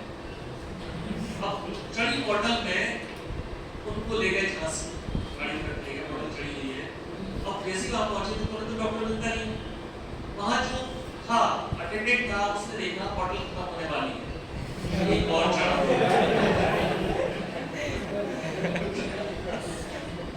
अब आप समझोगे तो भयंकर होगा वो।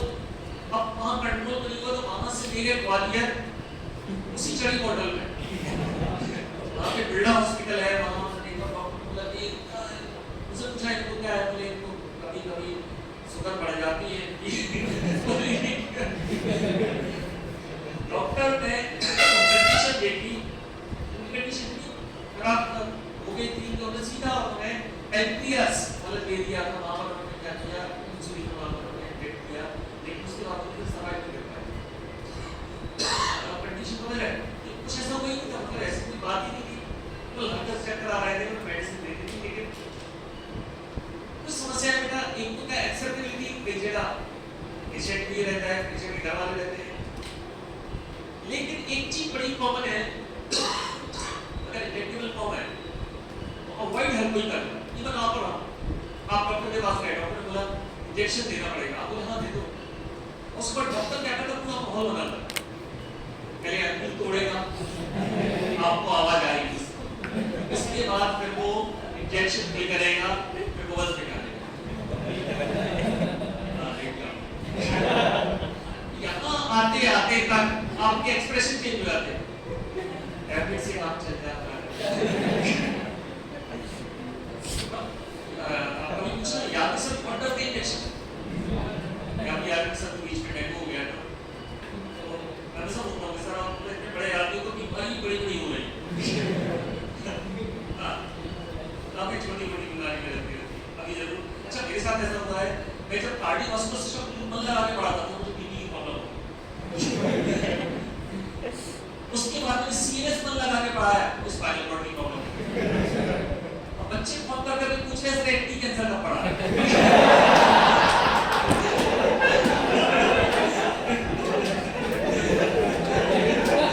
तो मैं अवॉइड कर रहा हूँ।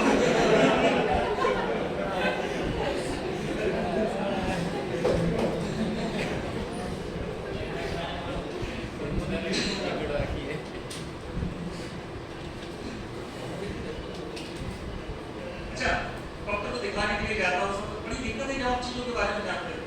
डॉक्टर के पास गया, पहली बार गया तो डॉक्टर ने बोला कि कहाँ से आए मेरे पास, मरीज कौन है, कौन है साहब में, फिर कोई तो हमारे रविशंकर के बच्चे थे वहाँ पे पंजाब में, ये उनको मैसेज को कॉल कर दिया तो एक दो लोग आगे में गए साथ में।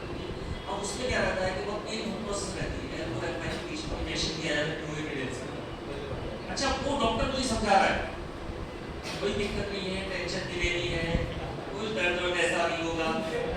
मुझे पहले से पता है कि होगा, मुझे पहले से पता है कि मैंने तो लोकल एनेस्थेटिक लगाऊंगी, पहला इंजेक्शन दूसरा इंजेक्शन तो कॉर्टिकोस्टेरॉइड लगाऊंगा, मुझे पता है पहले से। अब जानना कई बार खतरनाक रहता है, आप नहीं जान रहे तो आप उस पर भरोसा कर दोगे ये जो कह रहा है सही कह रहा है। उसके बाद मुझे वो ले जा रहे हैं, अब ये होता है अच्छा खासा पेन होता है उसमें। उसके बाद मुझे जो नर्स उठा के ले जा रही, अब मैं कुछ करा रहा, अरे सब क्यों मुझे बड़ा अच्छा लग रहा है तुम्हारे को, बस कैसे ले जा रहे पुलिस ऐसी का मजाक पूछ रहा है आपको, अरे सही में अच्छा लग रहा है, ऐसे कोई घुमाए नहीं किसके।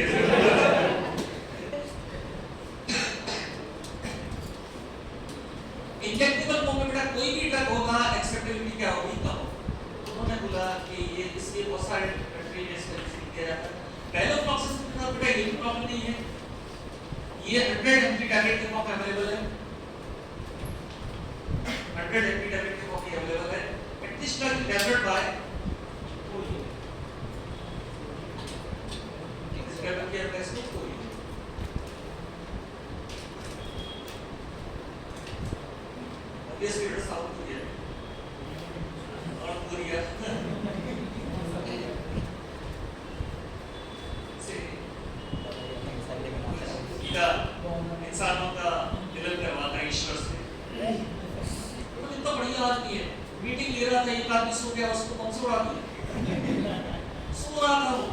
सुला दिया उसको तुमसे बुला दिया कि तुम क्यों रहे थे तो बढ़िया आदमी है। मतलब कुछ देश ऐसे हैं जिनके बारे में आप सोचो तो आपको लगने लगता है ये आतंकवादी देश, मतलब इसे इमेज बन जाती है। ऐसे लंबे समय तक अफगानिस्तान की बनी 2008 में जब पहली बार अफगानिस्तान की टीम बनी क्रिकेट टीम, मैंने सुना था अफगानिस्तान और पाकिस्तान का मैच, तो सोच लो यार मैच कैसे होगा बॉल क्या हाथ में बम क्रिकेटर पोस्ट में बॉल फेंकी बम फूटा आउट मतलब सीधा ऊपर बात बोलते रहे यार अच्छा खेलते हैं अफगानिस्तान वाले।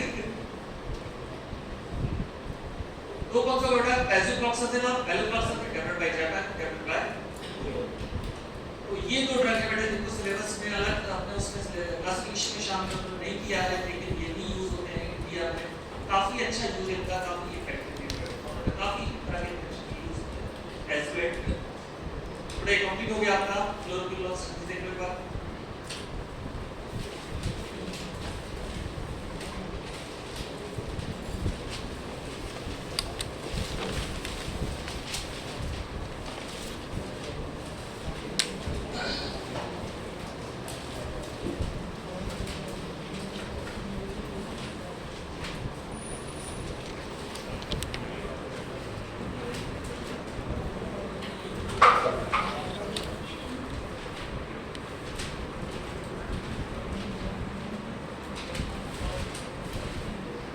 पिछले वाले में दिया था आप लोगों ने, पिछले पेपर दिया था आप लोगों ने, नेक्स्ट चैप्टर आप लिखो लोगों ने दिया था पिछला पेपर दिया था।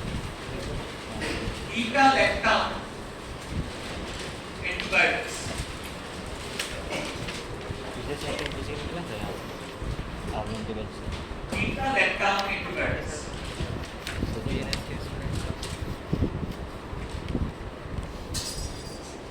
ऐसे ड्रग का जिनमें ये रिंग प्रेजेंट है, कौन सी रिंग है बेटा ये लैक्टम, जिनमें ये रिंग प्रेजेंट है लैक्टम जिनमें न्यूक्लियस प्रेजेंट है वो सारे एंटीबायोटिक्स कौन से हो जाएंगे आपके बीटा लैक्टम एंटीबायोटिक्स इसी फॉर्मेट। जैसे सबसे पहले जो डेवलप हुआ उसको पहले एंटीबायोटिक को बोलते हैं पेनिसिलिन, इसमें हमें पढ़ना सबसे पहले पेनिसिलिन, दूसरा सेफेलोस्पोरिन्स, सेफेलोस्पोरिन्स, तीसरा अदर कैटेगरी में monobactam, monobactam estrogen disorder monobactam and कार्बापेनेंस।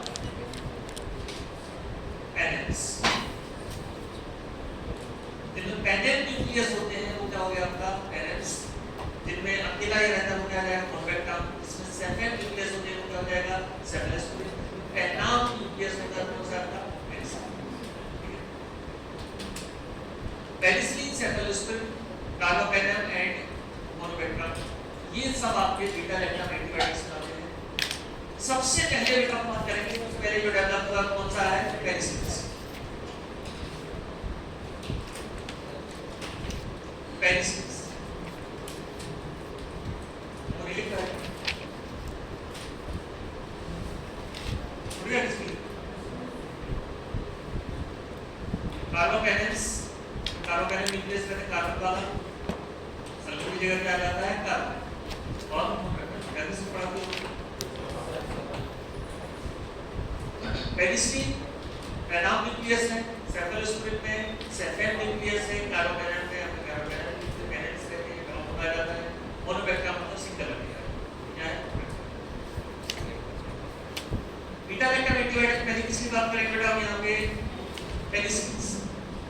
Penicillin की जो खोज की बेटा किसने है अलेक्जेंडर फ्लेमिंग, अलेक्जेंडर फ्लेमिंग ने 1928 का एक्सपेरिमेंट इसको निकाला था, 29 में अप्रूव हुआ उनका। साथ में दो साइंटिस्ट थे जिन्होंने इसको प्यूरिफाई किया, इसको डिस्प्ले कराया, Chain and Florin. Fleming, Chain and Florin बेटा तीन साइंटिस्ट थे, तीनों को नोबेल प्राइज दिया गया। इसलिए नोबेल प्राइज दिया गया तीनों को पेनिसिलिन बेटा खोजा किसने था फ्लेमिंग ने, और इन दोनों ने चेन किया, उससे रिलेटेड एक्सपेरिमेंट किए और उसको यूजेबल बनाया जिसने चेन एंड फ्लो मेथड। तो बेटा बचपन से केवल एक ही नाम पढ़ते आए फ्लेमिंग, लेकिन तीनों नाम आपको याद रखना है क्योंकि तीनों को नोबेल प्राइज दिया गया था कलेक्टिवली। किसको? फ्लेमिंग, चेन एंड फ्लो दिया गया। फ्लेमिंग, चेन एंड फ्लो को कलेक्टिवली नोबेल प्राइज दिया गया। इसलिए नोबेल प्राइज दिया गया डिस्कवरी ऑफ पेनिसिलिन। पेनिसिलिन की डिस्कवरी की क्या दिया गया था?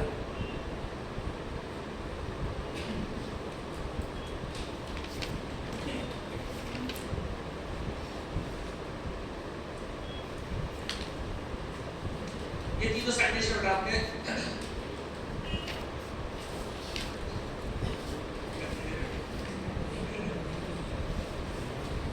पहला कौन सा है आपका? फ्लेमिंग, दूसरा है ओरिस्टेन और तीसरा है हॉवर्ड। तीन साइंटिस्ट है बेटा ये। तीनों साइंटिस्ट में से ये जो दो साइंटिस्ट हैं, इसके वाले जो साइंटिस्ट हैं, इन्होंने क्या किया? प्यूरिफिकेशन एंड एक्सपेरिमेंटेशन, तो प्री क्लिनिकल ट्रायल्स किए, क्लिनिकल ट्रायल्स किए, उन्होंने उपयोग के लायक बनाया। खोजा एक्चुअली किसने था? फ्लेमिंग ने वहां पर खोजा था, लेकिन फ्लेमिंग ने जो भी खोजा था वो उपयोग के लायक नहीं था। 28 में खोज दिया गया था पेनिसिलिन, 29 में पब्लिश हुआ उसका, लेकिन लगभग 1938 तक पहुंचा था उपयोग के लायक को नहीं था। 35 के बाद उपयोग के लायक बना, तो हमने कंप्लीट एक्सपेरिमेंट किया। ओके, तो Alexander Fleming, Chain and Flo. Fleming से रिलेटेड बेटा बहुत सारी इंटरेस्टिंग स्टोरीज आपको है इंटरनेट पे मिल जाएगी। एक स्टोरी कई रिव्यू पेपर में भी दी गई है। हालांकि बेटा साइंटिस्ट का एक लोग इस स्टोरी को पूरी तरीके से गलत मानता है, लेकिन स्टोरी बड़ी इंटरेस्टिंग, कई बुक्स में आपको स्टोरी मिल जाएगी फ्लेमिंग से रिलेटेड है।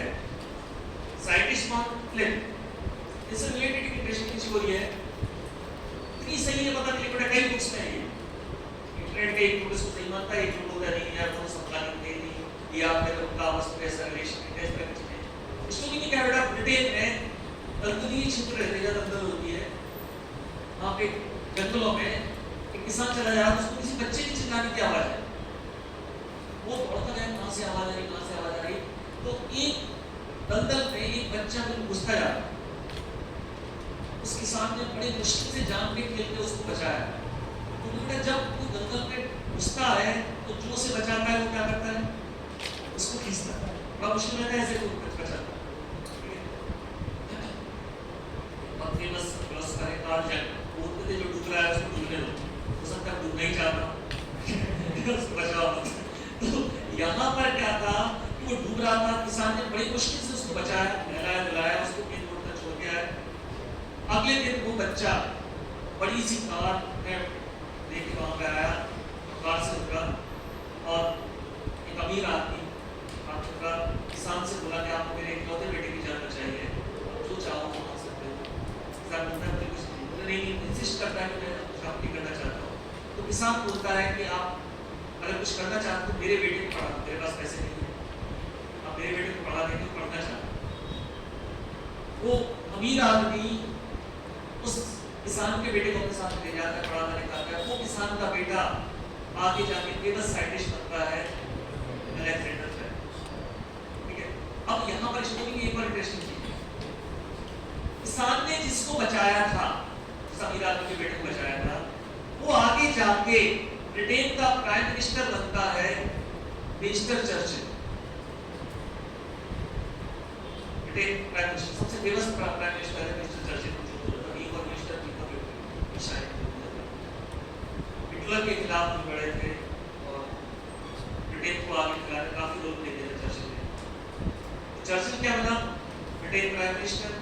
ठीक है, ये क्या बना? वो क्या बोले गया, ये क्या बना? देखिए अब यहाँ पर ध्यान से रखना कि चर्चिल को जानलेवा इन्फेक्शन हुआ, थ्रोट इन्फेक्शन। डॉक्टर ने बोल दिया था कि इनका बचना मुश्किल है, और बाद में इनकी जान बचाई गई पेनिसिलिन से। पेनिसिलिन की खोज किसने की थी? अलेक्जेंडर। बड़ी अच्छी है। कर्मा उनके आकर एक चीज बेटा जो इंडियन कल्चर में है, शास्त्रों में है, वेदों में एक चीज है, कर्मा अपना रिजल्ट देता है। वे लोग बोलते हैं कि हम बुरे कर्मों को अच्छे कर्मों से रिप्लेस कर सकते हैं, वो तो पूरे देगा, रिजल्ट देगा, ये अलग है, सेपरेट वाला है। कर्मा जो है वो क्या होगा? रिजल्ट देगा। तो यहाँ भी क्या मिला? रिजल्ट। ठीक है, बात सही बेटा, अगर आप इंग्लिश में पढ़े के साथ बेटे ने स्क्रीन ले लो, कुछ लोग होते हैं कि नहीं और इस तरह से कोई इन्फेक्शन नहीं हुआ था, नहीं तो जैसा कुछ नहीं है, लेकिन बात सुना।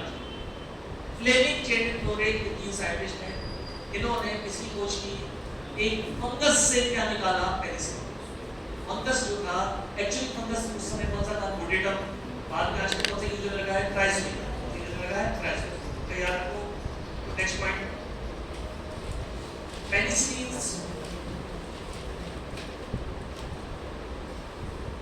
was originally obtained from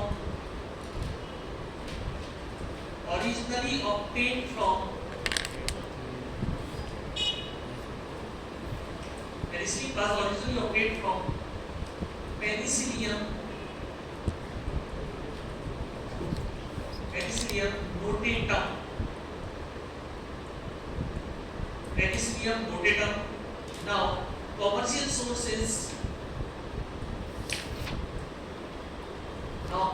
source is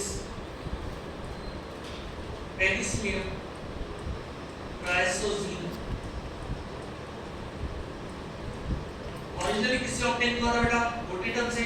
अभी सोर्स कौन सा हो गया है, क्राइसोनिया। ये दोनों ही सोर्स है। अब ध्यान समझ बेटा, अगर आपके एग्जाम में, खासकर डीआई के एग्जाम में से क्वेश्चन आते हैं, commercial source of penicillin is, commercial कौन सा है बेटा, क्राइसोनिया, ठीक है। और ओरिजिनल सोर्स कौन सा है, नोटेटम। ओरिजिनल है नोटेटम और कॉमर्शियल कौन सा है, क्राइसोनिया। क्राइसोनिया, CHRY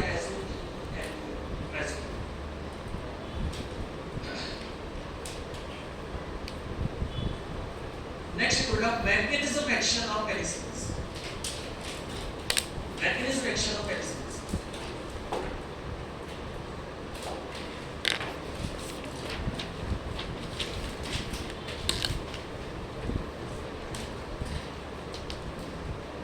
पहला पार्ट है बेटा, all beta-lactam antibiotics are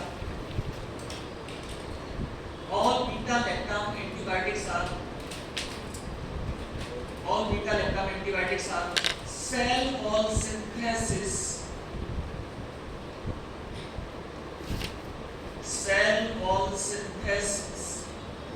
inhibitors. सारे बीटा-लैक्टम एंटीबायोटिक्स क्या है, सेल वॉल इनहिबिटर। ये बैक्टीरियल सेल वॉल की सिंथेसिस को क्या करते हैं, इनहिबिटर है। अब ध्यान से देखना बेटा, ये मत दो, ये बैक्टीरिया है,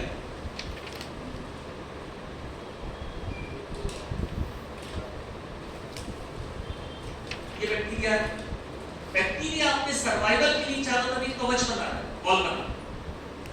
ये चारों तरफ एक वॉल तैयार कर दी इसने, इसे नॉर्मल एक वॉल तैयार कर दिया बेटा ब्लॉक से। यहाँ चारों तरफ क्या कर ली, ब्लॉक का बाद वॉल तैयार कर ली। बेटा एक वॉल किस तैयार करता है, पहले ब्लॉक्स आते हैं, अलग ब्लॉक्स। और ये हमारे बेटा एक नाम N-acetyl muriatic acid पेंटापेप्टाइड, एक नाम N-acetyl glucosamine, ये ब्लॉक्स आते हैं। ये क्या होता है बेटा, जुड़ते हैं। अब जैसे आपने बेटा एक दीवार बनती है, एक ब्लॉक के ऊपर दूसरा रखा, दूसरे ऊपर तीसरा रखा, बीच में सीमेंट भरते हैं और फाइनली जो एक्स्ट्रा निकाल देते हैं आप सीमेंट, ठीक है। तो यहाँ पर ब्लॉक्स जुड़ते हैं, तो पेंटापेप्टाइड है वहाँ पे, वो जब आपस में वहाँ पर वो बाइंड होते हैं, तो जो एक्स्ट्रा डी-एलानिन मॉलिक्यूल है वो क्या होते हैं, निकल जाते हैं, तो आपस में क्या होते जाते हैं, जुड़ते जाते हैं। तो यहाँ पर ये क्या हो रही है बेटा, क्रॉस लिंकिंग हो रही है। क्रॉस लिंकिंग से क्या बनेगी, रिजिडिटी, उसके ऊपर क्या तैयार होगी, वॉल तैयार। तो वैसे ही है जैसे आपने एक मूर्तिकार को, अगर मूर्ति बनाते हो, देखिए मिट्टी का जो मूर्तिकार है आपने कभी देखा हो, तो ये जो मूर्तियाँ होती हैं अभी नौ दुर्गा में या गणेश जी की मूर्ति बनती है, तो मिट्टी से बनती है। पहले क्या बेटा, वो एक लकड़ी से आकार देता है, चारा आकार उसमें लगाता है, बस लगाता है, लकड़ी से आकार देता है, क्रॉस लिंक करता है उसको, उसके ऊपर क्या करता है, मिट्टी से क्या देता है, शेप देता है। बेटा सबसे पहले क्या इंपॉर्टेंट है, क्रॉस लिंकिंग, क्या इंपॉर्टेंट है, क्रॉस लिंकिंग। उसके ऊपर क्या तैयार होगी, वॉल तैयार होगी। बेटा यहाँ पर क्रॉस लिंकिंग होगी किसके बीच में, बिल्डिंग ब्लॉक्स के बीच में, और फिर क्या तैयार होगी, बैक्टीरियल सेल। अब हमारा जो ड्रग है, जितने भी बीटा-लैक्टम एंटीबायोटिक्स हैं, ये क्या करते हैं बेटा, इस क्रॉस लिंकिंग को नहीं होने देते। क्या कर देते हैं, इस क्रॉस लिंकिंग को इनहिबिट कर देते हैं। क्रॉस लिंकिंग को इनहिबिट करेंगे तो क्या होगा, जब क्रॉस लिंकिंग नहीं होगी, हो पाएगी, तो जब क्रॉस लिंकिंग नहीं होगी तो उसको सुपर वॉल तैयार नहीं हो पाएगी। मतलब बैक्टीरिया कैसा प्रोड्यूस होगा? बैक्टीरिया होगा आपका सेल वॉल डेफिशिएंट बैक्टीरिया। ऐसा बैक्टीरिया जिसमें क्या नहीं है? सेल वॉल नहीं है, कवच नहीं है उसका, प्रोटेक्शन नहीं है उसका। अब बैक्टीरिया अंदर से कैसा रहता है? हाइपर ऑस्मोसिस शो करता है। तो जैसे ही मीडियम के कांटेक्ट में आएगा ये, जैसे किस कांटेक्ट में आएगा? मीडियम के कांटेक्ट में आएगा, ये क्या होगा? स्वेल होगा। स्वेल होगा और क्या हो जाएगा? बस्ट। इफेक्ट कौन सा आएगा? बैक्टीरियासाइड। कौन सा इफेक्ट आएगा? बैक्टीरियासाइड। एक लाइन में आपको बोला है इंटरैक्टिव एंटीबायोटिक्स क्या कर रहे हैं? इसको इफेक्ट कर रहे हैं क्रॉस लिंकिंग। क्रॉस लिंकिंग नहीं होने दे रहे हैं, बैक्टीरियल सेल वॉल नहीं बन पाएगी, सेल वॉल नहीं बन पाएगी। तो जो बैक्टीरिया बनेगा वो कैसा बनेगा?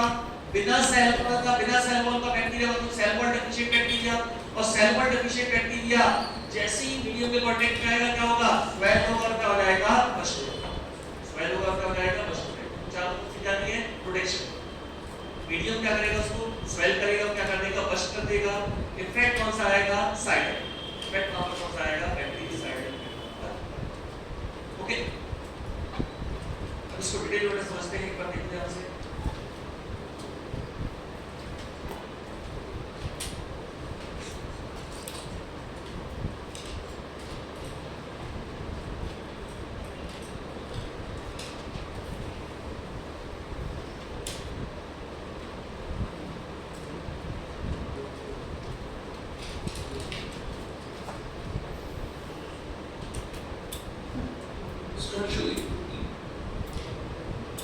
Structurally, most bacteria consist of a cell membrane surrounded by a cell wall, and for some bacteria, an additional outer layer. Internal to the cell membrane is the cytoplasm, which contains ribosomes, a nuclear region, and in some cases, granules and/or vesicles. Depending on the bacterial species, a number of different external structures may be found, such as a capsule, flagella, and villi. In gram-negative bacteria, the gap between the cell membrane and the cell wall is known as the periplasmic space. Most gram-positive bacteria do not possess a periplasmic space, but have only periplasm, where metabolic digestion occurs and new cell peptidoglycan is attached. Peptidoglycan, the most important component of the cell wall, is a polymer made of N-acetyluramic acid, alternating with N-acetylglucosamine, which are cross-linked by chains of 4 amino acids.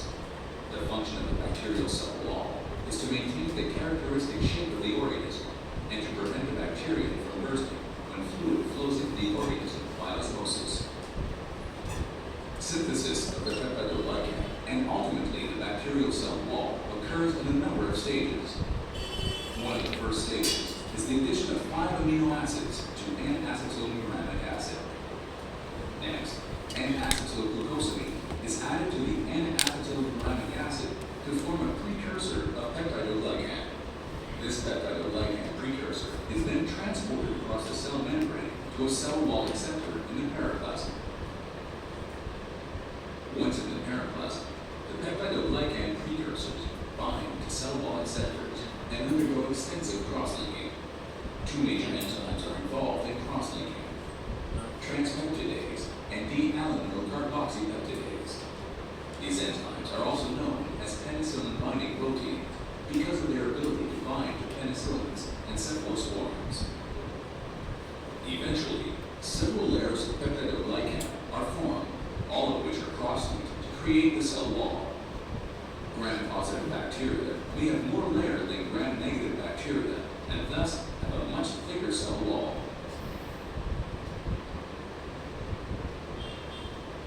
Beta-lactam antibiotics include all penicillins and cephalosporins that contain a chemical structure called a beta-lactam ring. This structure is capable of binding to the enzymes that cross-link peptidoglycans. Beta-lactams interfere with cross-linking by binding to transpeptidase and D-alanine carboxypeptidase enzymes, thus preventing bacterial cell wall synthesis. By inhibiting cell wall synthesis, the bacterial cell is damaged. Gram-positive bacteria have a high internal osmotic pressure. Without a normal rigid cell wall, these cells burst when subjected to the low osmotic pressure of their surroundings.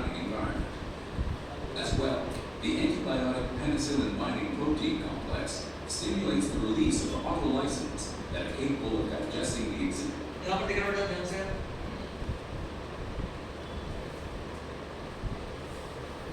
Acetyl acid.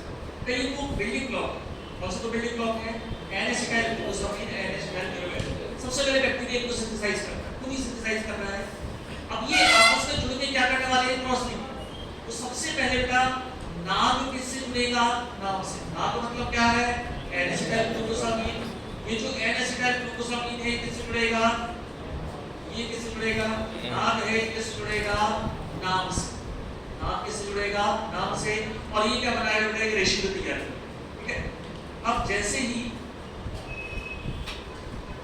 ही आप ये आपस में जुड़ेगा N-acetyl glucosamine is added to the N-acetyl glutamic अब acid. ये chain बनाता है Precursor of peptidoglycan. लंबा करता है This peptidoglycan precursor is then transported across the cell membrane. और फिर यहाँ पर इन्हें बल तैयार करता है इसको एक से दूसरा जुड़ गया दूसरे से तीसरा जुड़ गया The peptidoglycan अब ये बेटा आपस में क्रॉस लिंकिंग कर रहे हैं and undergo extensive cross-linking.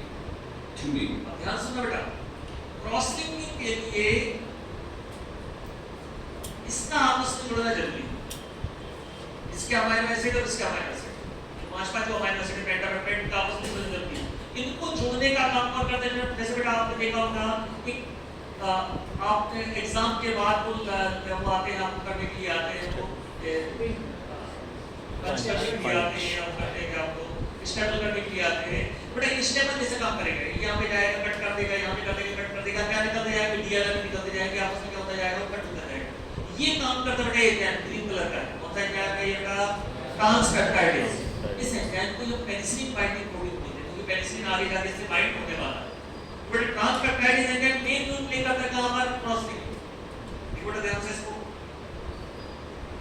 Your enzymes are ये involved in अच्छे cross-linking. क्या अपने कट करते गए Transpeptidase and D-alanine carboxylpeptidase. Cut से जाएगा जोड़ता जाएगा These आपसे enzymes are also known as penicillin binding protein because of their ability ये to देखो bind ये जोड़ and दिया इससे क्या जाएगा eventually Yeah, layers of yeah, yeah. peptidoglycan are formed, Yeah, yeah, all of yeah, which yeah. cross-link to create cross linking करने में मेन रोल प्ले कौन कर रहा है हमें किस में इन्वेट करना है इस ग्रीन कलर का एंजाइम जिसको ट्रांसपेप्टाइडेज पर इन्वेट करेंगे तो एक लाइन में क्या होगा कि जितने भी बीटा लैक्टम एंटीबायोटिक्स है वो क्या है दे आर ट्रांसपेप्टाइडेज क्या है वो ट्रांसपेप्टाइडेज को इन्वेट कर देंगे मतलब क्या नहीं हो पाएगा क्रॉस लिंकिंग हो पाएगी क्रॉस लिंकिंग हो पाएगी तो सेल पर डिफिशिएंट बैक्टीरिया वहां पर पैदा होगा इसको all beta lactam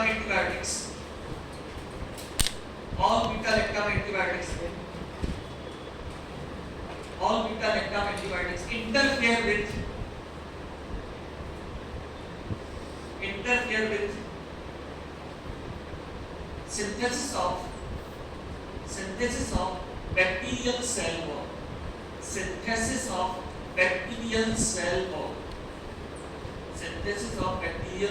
wall next point बोला bacteria synthesize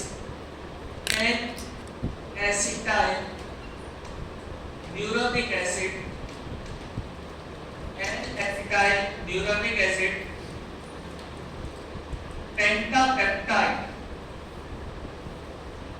N-acetyl uramic acid pentapeptide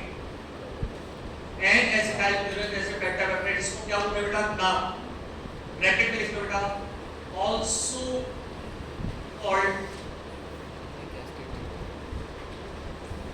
park nucleotide also called PARP nucleotide N-acetyl uramic acid pentapeptide also called PARP nucleotide इसको हम क्या बोलते हैं PARP nucleotide बोलते हैं bacteria synthesize N-acetyl uramic acid pentapeptide bracket में क्या लिखे आपने also called PARP nucleotide and इसका आपको and N-acetyl glucosamine N-acetyl glucosamine bracket में क्या लिखोगे नाम N-acetyl glucosamine क्या देखा था बेटा? इसके बाद क्या होने वाले हैं? ये आपस में क्या होने वाले हैं? लिंक होने वाले। नेक्स्ट पॉइंट देखो बेटा, these peptidoglycan residue, these peptidoglycan residue, peptidoglycan residue link together, peptidoglycan residue link together to form long chain strands, to form long chain strands, to form long chain strands। क्या होता जा रहा है बेटा? वो chain अपनी लंबी करते जा रहे हैं। क्या होगा फाइनल स्टेप में? क्या देखा था बेटा हमने? रीड कर रहा था, क्या कर रहा था? कट कर रहा था। क्या निकलते जा रहे थे? डीएलएम निकल रहा है, डीएलएम। और क्या होता है? क्रॉसिंग। देखो बेटा, in final step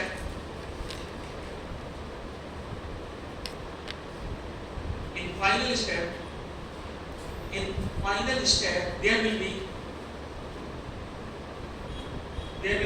cleavage of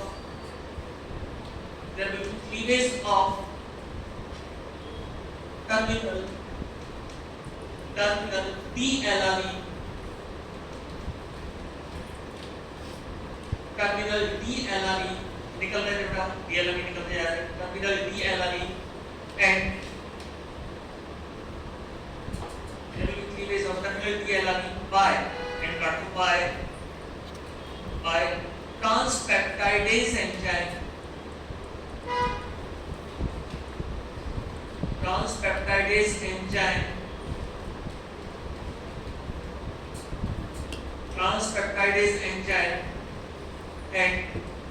and cross-linking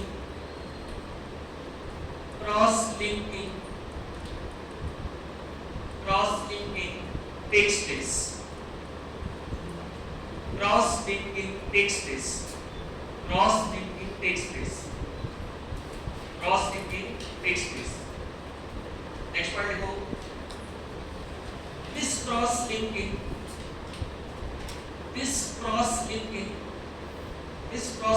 provides rigidity and stability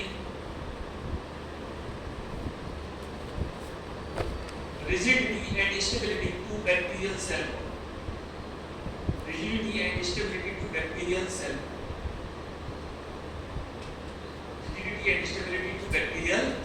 cross link के कारण क्या होता है बेटा? रिजिडिटी, स्टेबिलिटी आ गई।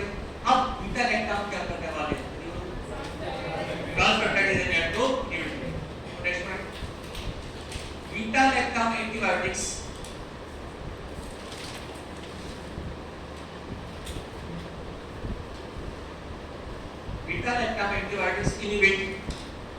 inhibit ट्रांसपेप्टाइडेज enzyme. कई लाइन अंडरलाइन कर लेना, कई बार क्वेश्चन आ चुका है। क्या कर रहे हैं? कौन से एंजाइम इनहिबिट कर रहे हैं? Transpeptide. Beta lactam antibiotics inhibit transpeptidase enzyme, इसको पीपीपी बोलते हैं, transpeptidase enzyme and therefore cross-linking does not take place.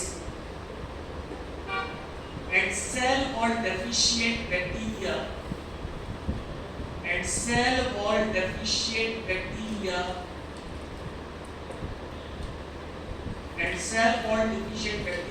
produced. ऐसे बैक्टीरिया प्रोड्यूस होंगे, cell wall deficient bacteria produce. Last point देखो, because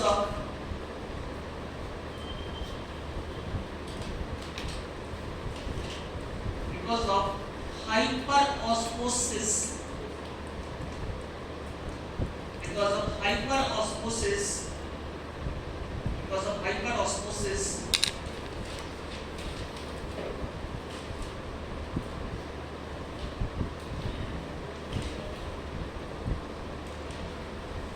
bacterial cell swell bacterial cell swells, bacterial cell क्या होगी? Swell and burst, swell and burst.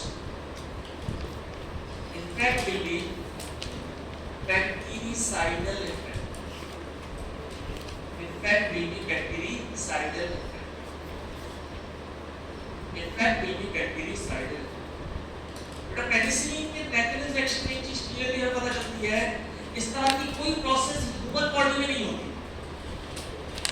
तो theoretically हम क्या बोल सकते हैं बेटा कि ह्यूमन के लिए क्या है नॉन टॉक्सिक, ह्यूमन के लिए क्या है सेफ है, क्योंकि डीएलआर की ऐसी प्रिविलेज ह्यूमन बॉडी में कहीं पर नहीं हो रहा है, डीएलआर का ऐसा कोई रोल वहां पे नहीं है, ऐसी कोई प्रोसेस ह्यूमन बॉडी में नहीं हो रही है, तो ह्यूमन बॉडी को ये नुकसान नहीं पहुंचाती, ह्यूमन सेल को नुकसान नहीं पहुंचाते, जितने बीटा लैक्टम एंटीबायोटिक्स इसके नुकसान नहीं पहुंचा रहे बेटा वो अपने मैकेनिज्म एक्शन बहुत लगे तो केमिकल नेचर उसके तो काफी सारे इफेक्ट आएंगे, साइड इफेक्ट आएंगे, लेकिन बिकॉज़ ऑफ मैकेनिज्म एक्शन कोई इस तरह का एडवर्स इफेक्ट वहां पर शो नहीं करेगा।